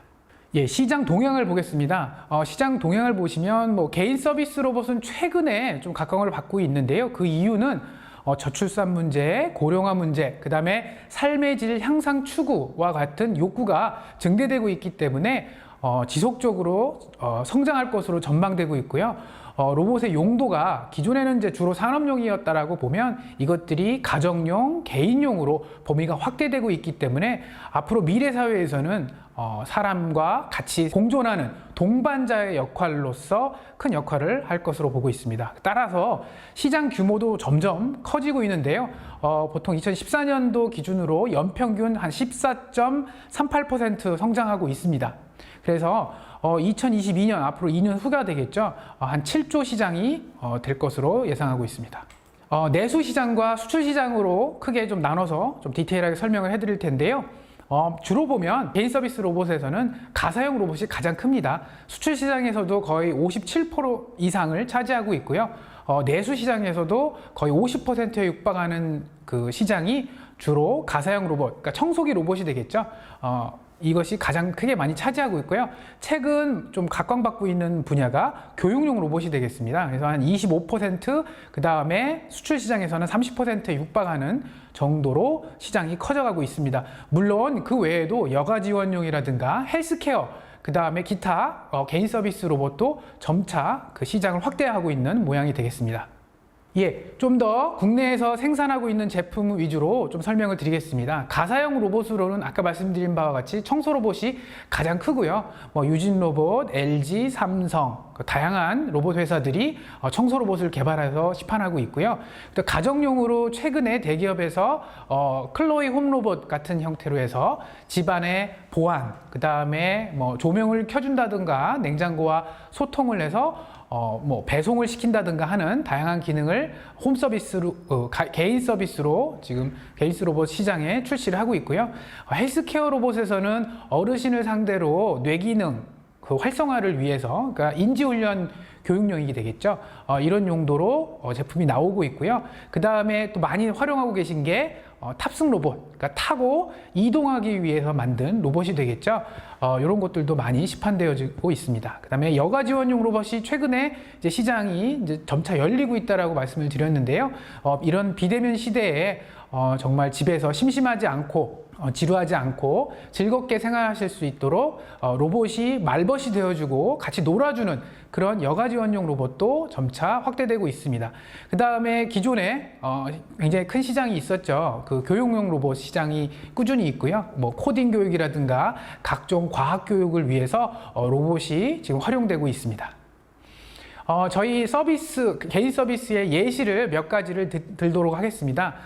보시면 이 사진 가운데 가정이 있고요. 집이 있습니다. 주부가 이 집으로 들어가는 순간에 모든 일이 다 되어져 있는 겁니다. 왼쪽 아래 보시면 바닥 청소 로봇이 미리 다 청소를 해놨고요. 그 다음에 유리창도 미리 다 로봇이 청소를 해놓은 겁니다. 그러니까 주부가 이 집으로 들어가는 순간에 청소는 다 되어져 있는 거고요. 그 다음에 왼쪽 상단에 보시면 식사 준비 도움 로봇이 있죠. 바로 원하는 요리를 미리 다 재료 손질부터 준비를 해놓는 것이 되겠습니다. 물론 요리까지 다 할 수도 있고요. 요리하는 즐거움을 위해서 그 부분은 잠깐 남겨두고 가장 지루한 재료 손질과 설거지 이런 부분은 다 로봇이 한다는 것이 되겠습니다. 그 다음에 요즘 반려동물 많이 키우시는데요. 반려동물과 놀아줄 수 없을 때 로봇이 직접 음식도 주고 물도 주고 같이 놀아도 주는 반려동물 케어 서비스도 있겠고요. 그 다음에 요걸 통털어서 가사 도우미라고 또 이제 오른쪽 중간에 보시면 사진이 있는데요. 진공 청소기부터 모든 집안에 있는 잡대에 대한 모든 일을 다 처리하는 도우미 로봇이 되겠습니다. 그리고 요즘과 같은 비대면 시대에 바이러스를 없애는 청소라든가 공기 청정, 살균 이 모든 것을 해결할 수 있는 로봇도 저희 개인 서비스에서 큰 그림으로 서비스 로드맵으로 봤습니다. 예, 이러한 개인 서비스 로봇 중에 스마트홈 가사도우미 서비스는 이런 규제와 기술과 인프라에 좀 애로사항이 있습니다. 규제를 보시면요. 개인정보를 클라우드에 올려서 인공지능과 해야 합니다. 이런 경우에 개인정보보호법과 충돌이 예상이 되고 있고요. 아까 요리보조 로봇을 말씀을 드렸는데 음식을 조리하는 과정의 정보를 그 소비자에게 제공을 해야 되는데 이때 이 요리 레시피에 지적재산권 문제와 충돌이 예상될 수도 있습니다.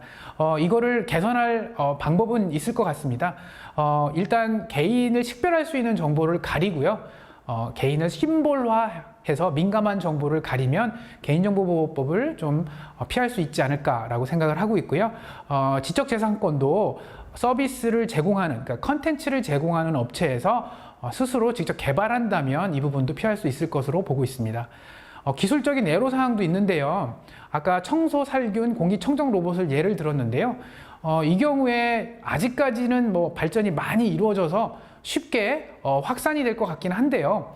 여전히 사물에 대한 인식률이 좀 떨어진다는 표현을 쓰고 있고요. 그 다음에 조작, 그러니까 물건을 잡는 사람의 손에 해당하는 동작이 되겠죠. 이것과 관련돼서는 기술의 완성도가 아직은 조금 미흡한 면이 있습니다. 그 다음에 인프라에서는요, 지금 모든 집들이 다 모양이 제각각입니다. 뭐, 그래서 문턱이 있는 경우도 있고요, 문턱이 없는 경우도 있고, 어떤 가정은 엘리베이터와 통신이 직접 돼서 가정 내에서 엘리베이터를 호출할 수 있는 가정이 있죠. 또 어떤 경우에는 좀 예전에 진 아파트 같은 경우에는 이런 기능이 없는 경우도 많습니다. 그리고 가전제품도 최근에 IoT화된 가전제품도 있고, 예전에 거의 뭐 수동으로 하는 가전제품도 있습니다. 이렇게 규격화되지 않고 정형화되지 않았기 때문에 실제로 이러한 스마트홈 도우미 서비스를 제공하는 업체 입장에서는 굉장히 어려움이 있습니다. 이것을 극복하기 위해서는 새로 짓는 집 같은 경우에는 조금 더 정형화돼서 규격화하고 표준화해서 짓는다면 인프라 측면에서 충분한 개선이 될 것 같습니다. 그 다음에 두 번째 서비스 예시는요, 로봇 활용 원격 교육 서비스가 되겠습니다. 최근에 비대면 상황에서 교육 환경이 좀 열악한 면이 있는데요. 우리 학생들이 집에서 컴퓨터 화면만 보고 수업을 많이 듣습니다. 굉장히 어려운 일이고요. 성인들도 1시간, 2시간 이렇게 오랫동안 화면만 보고 수업 듣기는 굉장히 어려울 텐데요. 이 경우에 우리 로봇이 옆에서 도와주면, 같이 이제 과외 선생님 같은 역할이죠. 옆에서 응원도 해주고, 그다음에 가르쳐 주기도 하고, 그다음에 약간의 감시도 한다면 훨씬 더 좋은 서비스가 이루어질 것으로 보고 있습니다. 이 경우에도 규제가 문제가 되는데요. 이 앞장에서와 마찬가지로 교육 플랫폼과 연동이 돼야 됩니다. 이 경우에도 지적재산권 문제가 되고요. 그러니까 저작권법이라고 보겠죠. 저작권법에 문제가 되고 있습니다. 이 경우에도 개선할 수 있는 방법은 당연히 있고요. 컨텐츠를 이 서비스 제공하는 업체에서 적극적으로 개발한다면 이 부분도 문제가 풀릴 수 있을 것 같습니다. 다행인 것은 기술적으로 허들이 높진 않습니다. 기존에 많은 업체에서 시범적으로 개발을 해봤고요. 성공적으로 시장에 어느 정도 인정을 받은 상태입니다. 그래서 기술적으로 문제가 없을 것으로 보고 있고요. 인프라 측면에서도 기술적 측면과 마찬가지로 크게 애로사항은 없습니다. 다만 이거는 이제 인터넷을 사용을 해야 된다라고 되어 있는데요. 그래서 데이터 제약이 좀 있습니다. 그러니까 굉장히 많은 데이터 양이 오고 가야 되기 때문에 네트워크에 좀 뭐랄까 로드가 많이 걸린다는 표현을 쓰는데요. 좀 어려움이 있을 수 있습니다. 이 앞장과 연계돼서 거의 좀 비슷한 얘기이긴 한데요. 이건 이제 돌봄 서비스가 되겠습니다. 아까는 이제 교육이었고요. 이거는 정말 부모님이 모두 직장에 나가 계시거나 할 때 우리 아이들 집에서 이제 누군가 돌봐줘야 되는 상황인데요. 이 경우에 컴퓨터 화면에서 돌본다? TV만 보게 한다? 이건 좀 문제가 있습니다. 저희 이제 로봇 같은 경우에는 아이들 입장에서는 하나의 인격체로 많이 인지를 하고 있기 때문에 굉장히 쉽게 돌봄 서비스를 제공해 줄 수가 있습니다. 이 경우에 보호자, 그 다음에 교육자, 그 다음에 주변의 커뮤니티들이 로봇이라는 매개체를 통해서 우리 아이들에게 돌봄 서비스를 제공해 주는 겁니다. 이 안에는 아까 앞장에서 설명한 교육뿐만 아니라요, 정서도 케어해 주고요, 인지 능력도 향상해 주고요, 그 다음에 약간의 비서, 그러니까 뭐 부모님이 언제 오시는지, 지금 뭐 밖에 날씨는 어떤지, 뭐 비상 상황이 있을 경우에는 뭐 아이한테 빨리 대피하라는 등의 여러 가지 서비스를 제공해 줄 수가 있습니다. 그러니까 마음 편하게 아이들을 로봇에게, 돌봄 로봇에게 맡기고 부모님들은 쉽게 사회생활을 하실 수가 있게 되는 큰 서비스가 되겠습니다. 이 경우에도 규제와 기술과 인프라 측면에서 애로사항이 있는데요. 규제 측면에서는 앞서 설명드린 예와 같이 개인정보 보호가 큰 문제가 되겠습니다. 이 경우에도 실명을 좀 가리고, 민감한 정보는 가리고 나서 클라우드에 정보를 올린다면 충분히 개선이 가능하고요. 기술과 인프라는 앞장의 교육 서비스와 비슷하게 충분히 지금은 성숙된 단계라고 볼 수 있습니다. 이거는 컨텐츠의 문제고 의지의 문제라고 보고 있습니다. 그 다음에 네 번째로 보면 특수목적 돌봄 서비스입니다. 이 앞장의 돌봄 서비스와 같은 제목을 갖고 있지만 이건 특수목적입니다. 그 얘기는 특수한 계층, 즉 노약자와 혹은 아이들 중에 좀 마음이 아프거나 몸이 아픈 아이들을 케어해주는 그 로봇이 되겠습니다. 그래서 규제와 기술과 인프라를 보면요, 규제에서는 여기 좀 약간 민감한데요. 공공서비스 분야라고 보는 의료와 그 다음에 치료라고 하는 부분이 이쪽에서 만약에 다뤄진다고 한다면 혹은 포함되어진다고 한다면 일의 어떤 경계가 명확하지 않습니다. 이거는 의사가 해야 될 일 아니냐 혹은 치료사가 해야 되는 일이 아니냐 이런 경계가 애매하기 때문에 시장에서 쉽게 받아들이기가 어려울 수도 있습니다. 그래서 이것을 의료 서비스가 아니라 사회복지 서비스 차원에서 접근을 한다면 시장에서 잘 확산될 것으로 보고 있습니다.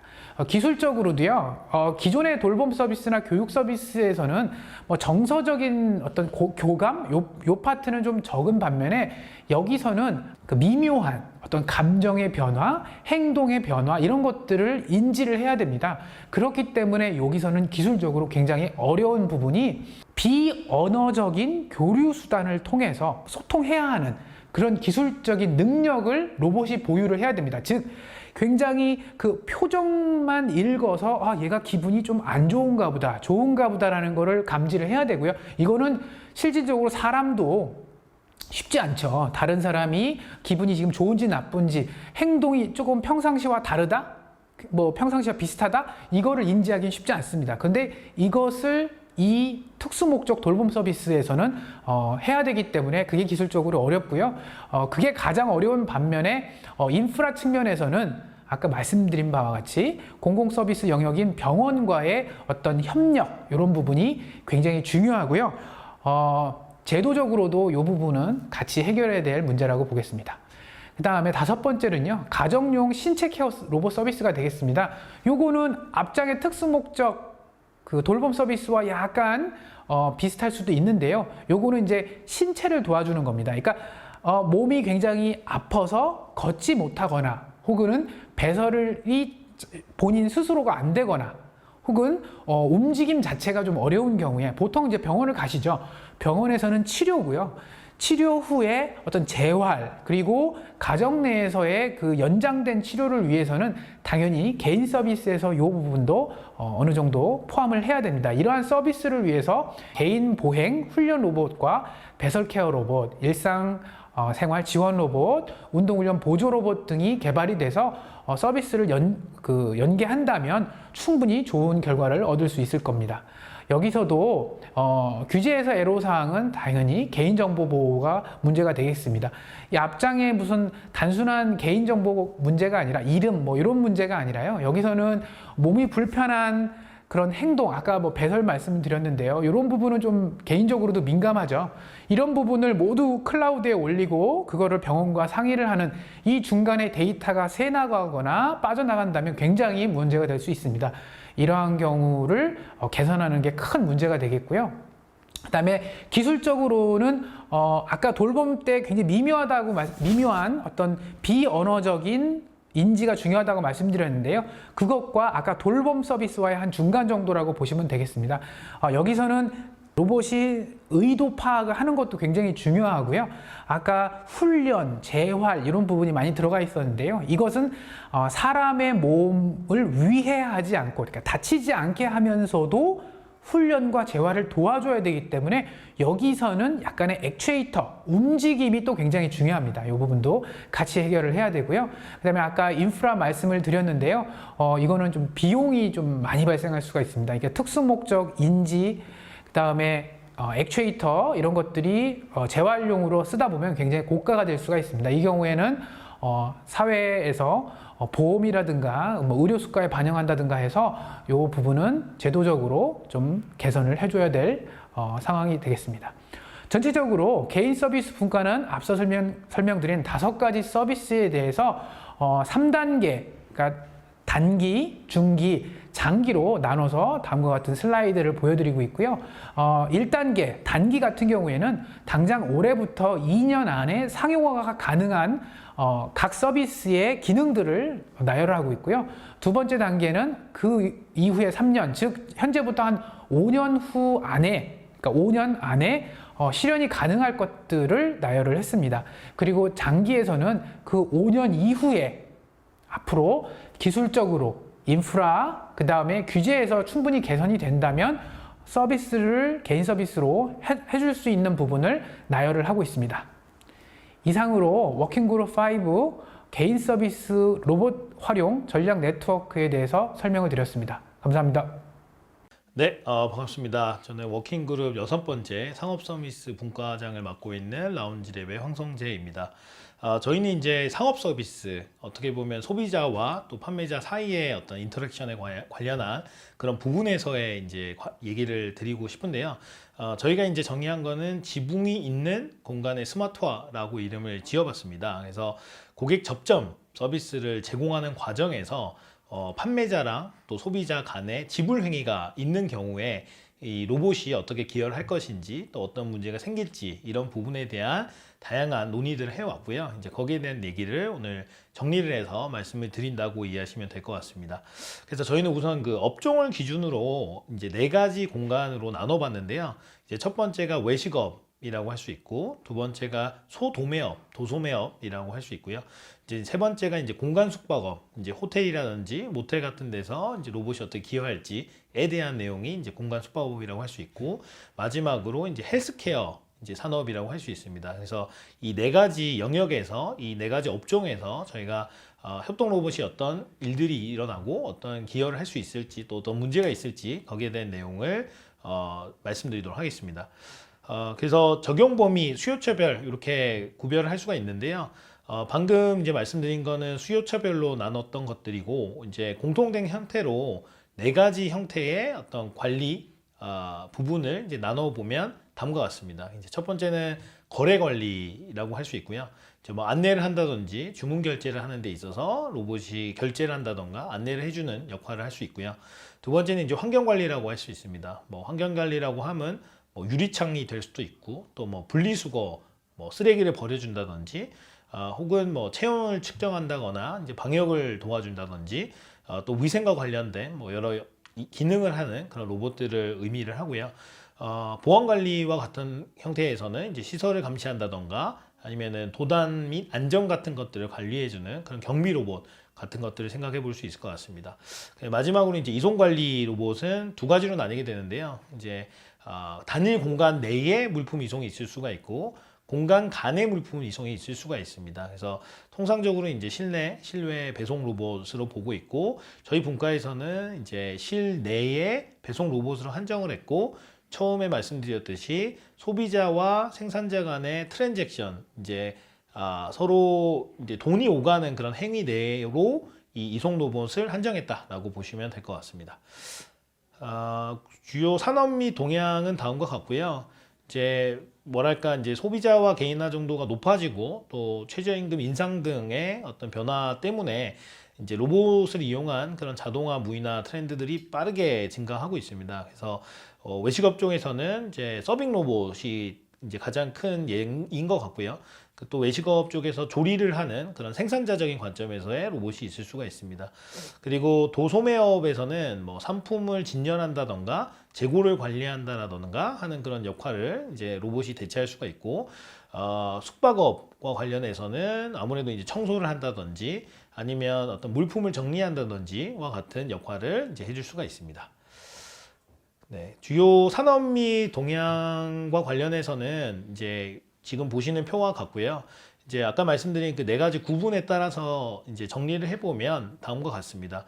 그 외식업 같은 경우는 뭐 잘 아시듯이 이제 혼밥이라든지 혼술, 뭐 비대면 같은 것들에 대한 소비자 수요가 굉장히 증가를 했고요. 최근에 뭐 코로나라든지 이런 어떤 바이러스 때문에도 이 비대면에 대한 어떤 수요가 폭발적으로 증가하고 있다라고 볼 수 있습니다. 그래서 프라이빗 이코노미라고 얘기를 하고 있고요. 이제 배달이라든지 테이크아웃, 이제 비대면으로 음식을 받아보는 그런 서비스들에 대한 수요가 이제 빠르게 늘었다고 볼 수 있고요. 소도매업, 도소매업 같은 경우는 뭐 단순히 이제 키오스크뿐만 아니라 무인 상점이라고 할 수 있는 그런 역할까지 이제 니즈가 생겼다고 할 수 있습니다. 그리고 공간 숙박업도 마찬가지인데요. 특히나 이제 위생이라든지 방역, 소독 같은 부분에 대한 니즈가 빠르게 증가하고 있고, 또 하나의 트렌드는 이제 대중화된 어떤 공통된 서비스가 아니라 이제 나만을 위한 서비스, 개인화된 서비스, 소비자 맞춤형 서비스에 대한 니즈들이 빠르게 증가하고 있다라고 볼 수가 있을 것 같습니다. 그 헬스케어도 비슷한데요. 이제 개인화 서비스에 대한 그런 니즈가 빠르게 증가하고 있고, 또 비대면 형태로 이제 이 의료 서비스를 받고자 하는 그런 니즈들도 빠르게 증가하고 있다고 말씀드릴 수 있을 것 같습니다. 그래서 제품과 기술 수준을 방금 말씀드린 그 영역에 이제 대입을 하면 다음과 같고요. 뭐 조리 로봇은 뭐 튀김을 조리한다든지 뭐 패티를 뒤집는 등의 어떤 그 역할을 이제 로봇이 대체할 수가 있고요. 실제 이제 필드에서는 피자를 굽는다든지 커피를 만든다든지 뭐 치킨을 굽는 그런 행위들을 이제 로봇이 대체하고 있습니다. 그 서빙 로봇 같은 경우가 아마 가장 오래 많이 보게 된 그런 서비스라고 할 수 있는데요. 음식을 서빙하고 또 당연히 이제 서빙을 잘 하기 위해서 장애물을 회피를 해야겠죠. 그리고 협동 공간을 또 주행하는 뭐 이런 역할들이 지금의 외식업에서 쓰이는 로봇의 역할이라고 할 수 있습니다. 그리고 아직까지는 많이 볼 수는 없지만 이제 근시일 내에 볼 수 있는 그런 역할이 이제 물품 정리 로봇이라고 할 수 있고요. 편의점 내에서 물품을 정리한다든지 또 매장 선반을 스캔을 해서 재고를 관리한다라든지 하는 그런 역할들이 이 영역에 포함될 수 있을 것 같고요. 이거를 좀 더 확장을 시키면 아무래도 공강 숙박업 내에서 접객을 한다든지 또 호텔 서비스를 한다라든지 뭐 발권을 하고 검표를 하는 그런 역할들도 대체할 수 있을 거라고 보고 있습니다. 마지막으로 이제 개인화된 서비스라고 할 수 있죠. 웨어러블 로봇, 특히 헬스케어 서비스 업 쪽의 역할들을 보면 뭐 재활 생활 보조에 대한 역할 로봇, 또 팔 근력을 보조한다든지 또 허리 근력을 지원해주는 이런 로봇들에 대한 수요 등을 저희가 예측해 볼 수 있습니다.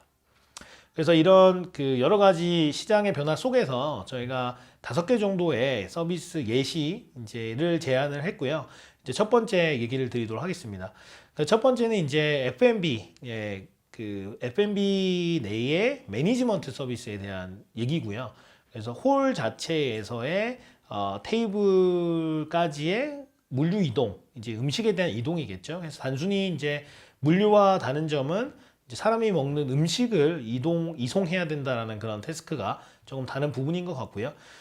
조금 더 나아가서는 이제 이 음식을 이동한 후에 모든 식기들 다 먹은 그 식기들을 이제 교체하거나 뭐 다시 가지고 오는 그런 역할들도 생각해 볼 수가 있습니다. 그래서 단순히 이제 물건을 옮기는 그 행위보다도 조금 더 복잡할 수가 있겠죠. 그래서 음식을 조리하고 그 조리된 음식을 로봇을 통해서 이송하고 이송된 이후에 이제 남은 식기들을 또 수거하고 그것들을 또 최종 위치로 가져다 주는 그런 일련의 행위들을 이제 F&B 홀 매니지먼트 서비스라고 정의를 했고요.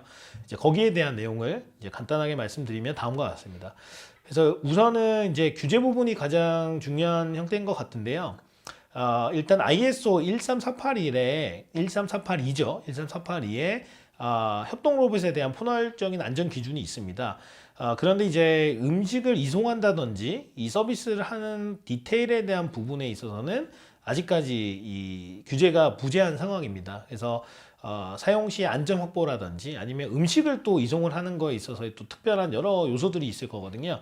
그래서 그런 부분들 이런 것들이 이제 업장별로 좀 세칙을 마련해야 된다라는 그런 이제 얘기들이 좀 있었고요.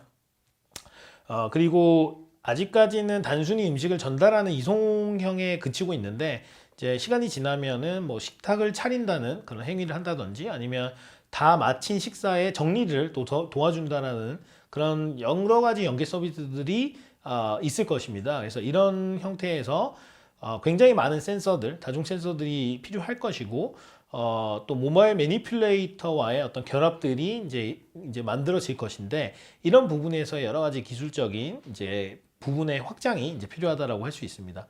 그리고 인프라적인 면에서는 아무래도 현재 모든 공간 자체가 사람을 기준으로 디자인되다 보니까 현재 기술로 로봇이 좀 어려워하는 부분들이 있습니다. 뭐 간단하게 얘기해서 단차라든지 문턱 같은 것들이 있는데 이런 것들을 조금 매장의 표준 환경 같은 것들을 제정을 해서 좀 인프라적인 부분에서 개선을 해야 되지 않을까라는 게 이제 저희 내부의 의견이었다고 할 수 있습니다.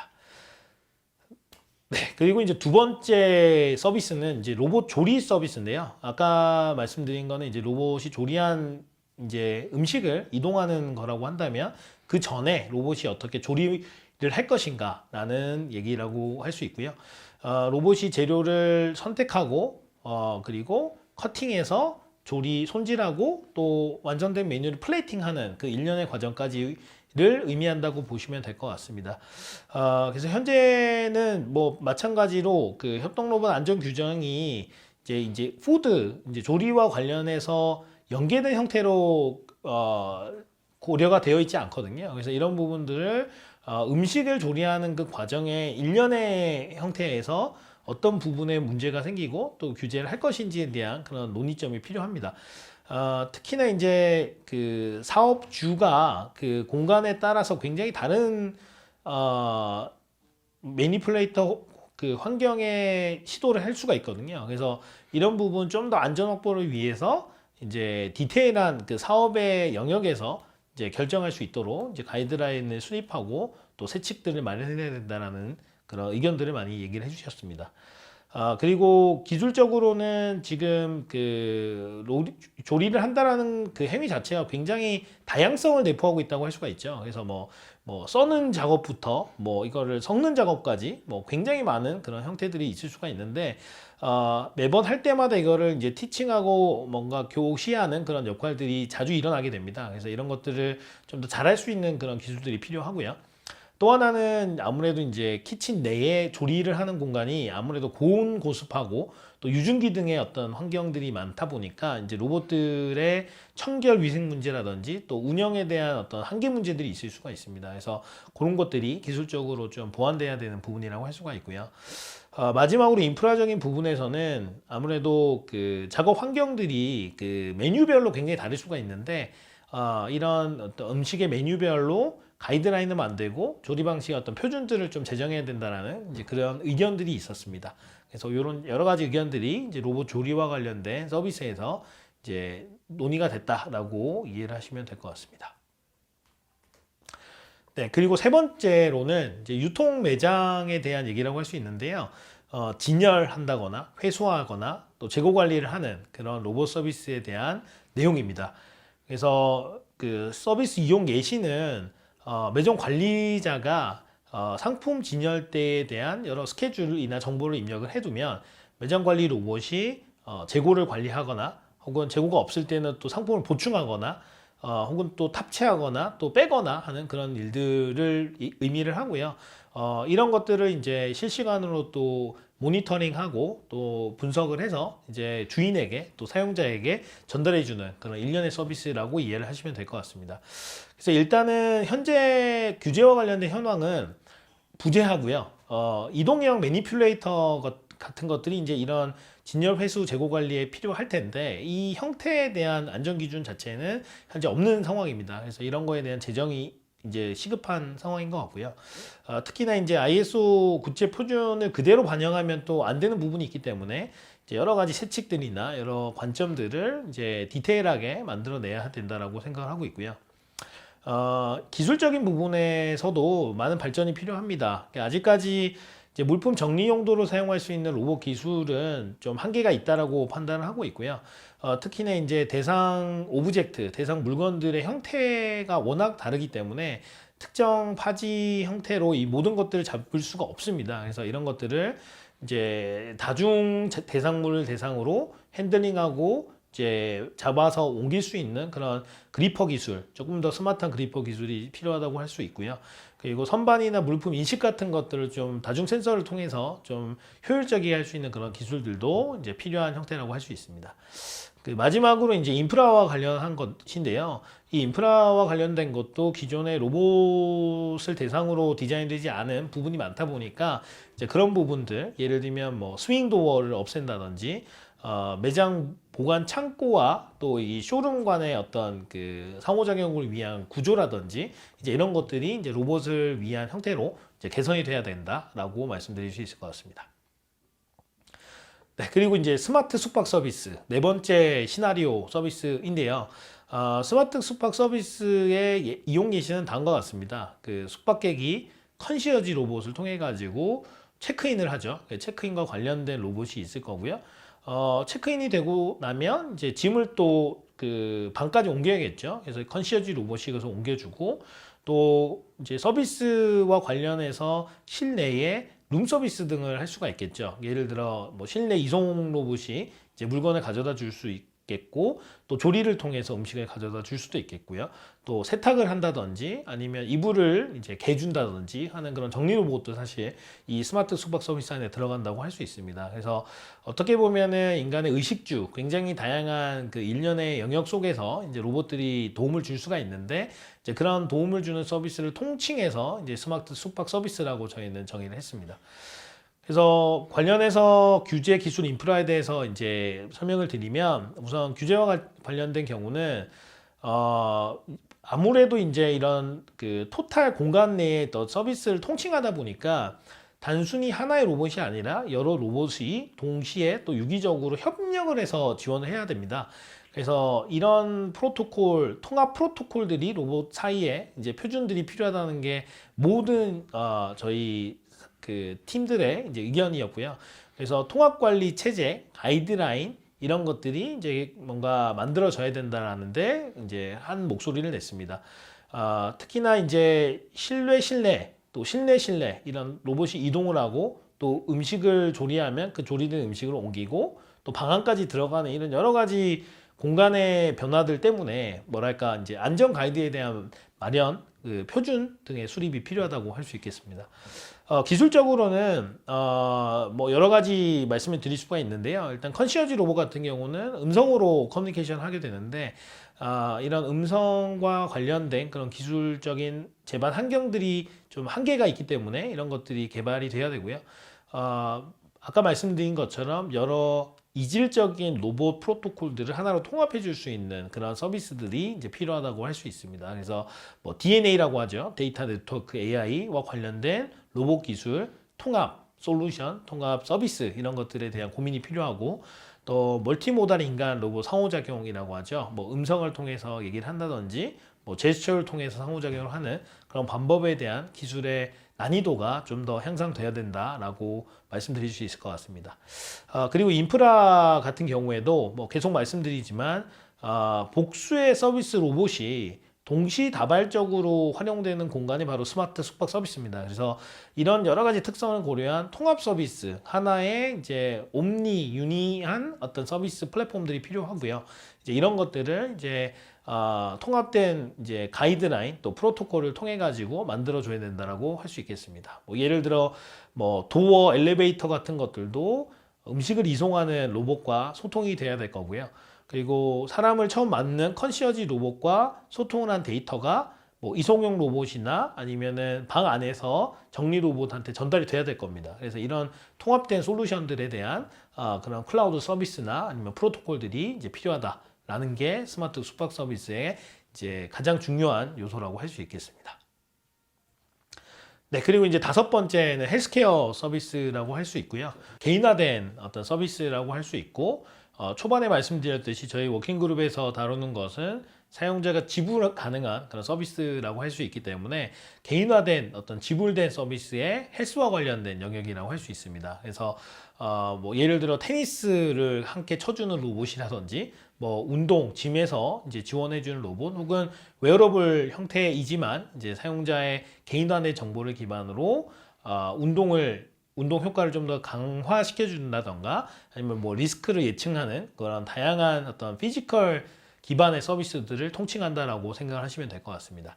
그래서 이와 관련된 뭐 규제 기술 인프라에 대한 말씀을 드리면, 첫 번째 규제와 관련해서는 아무래도 이제 개인정보를 활용하다 보니까 이런 개인정보에 대한 규제들이 있을 수가 있고요.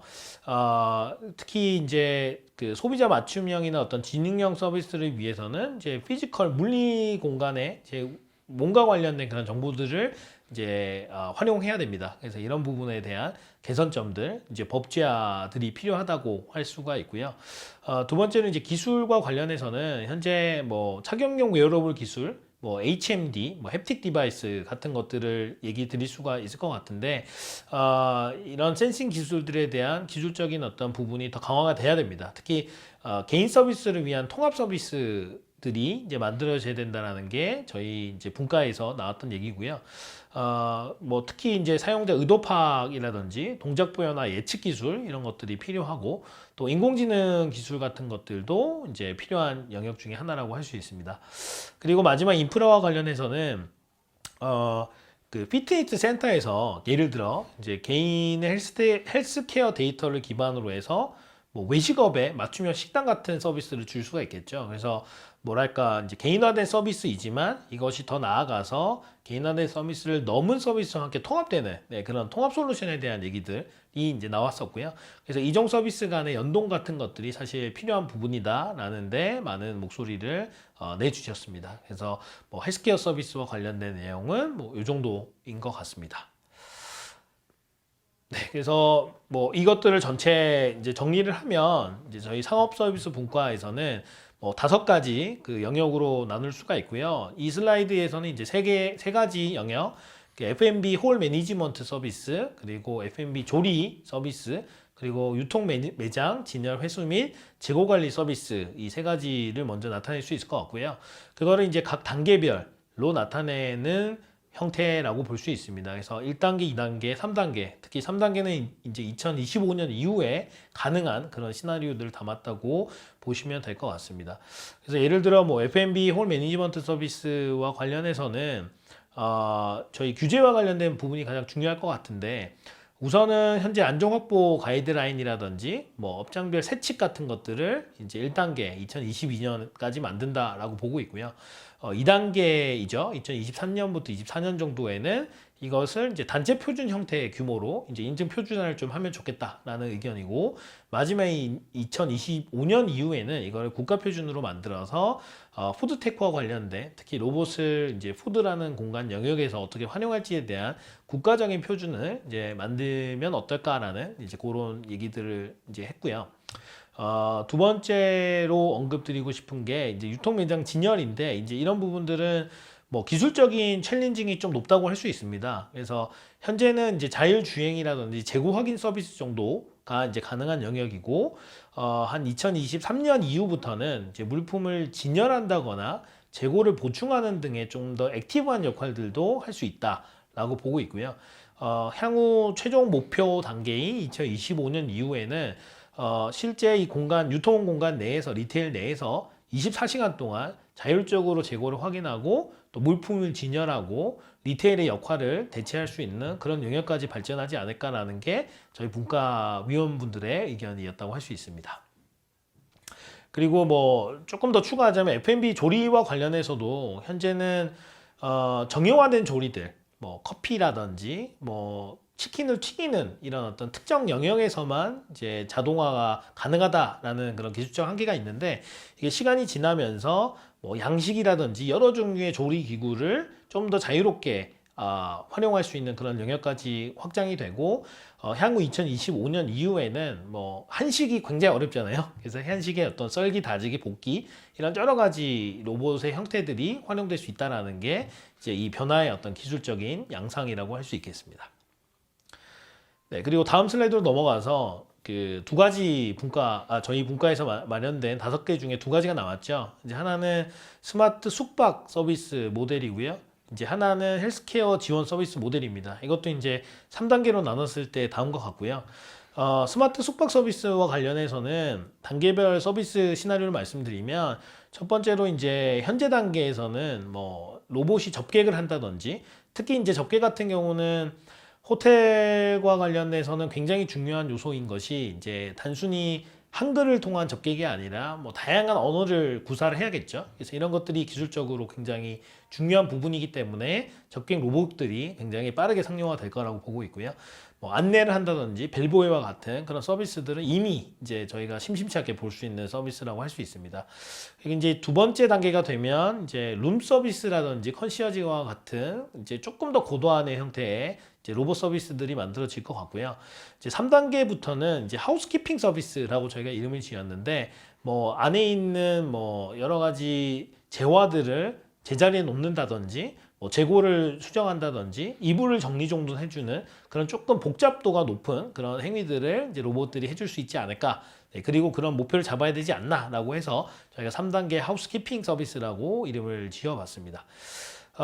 뭐 숙박 서비스와 관련한 규제도 굉장히 중요한데요. 일단은 이제 호텔 내에서는 이송형 로봇이 X 방향뿐 아니라 Y 방향까지 이동을 해야 됩니다. 그래서 엘리베이터와의 소통이 필요하고요. 다만 이제 이런 소통에서 승강기 안전관리법과의 좀 컨플릭션이 생길 수가 있거든요. 그래서 이런 부분들을 저희가 이제 풀어야 될 부분이고, 계속해서 말씀드리듯이 이런 기반의 여러 시나리오들 형태로 이제 인증을 표준화하고 단체 표준 형태로, 그리고 그 이후에 이제 국가 표준으로 가져가는 게 이제 궁극적 목표라고 할 수 있겠습니다. 그 헬스케어 지원 서비스 모델과 관련해서는 단계별로 이제 서비스들을 시나리오 형태로 좀 만들어 봤는데요.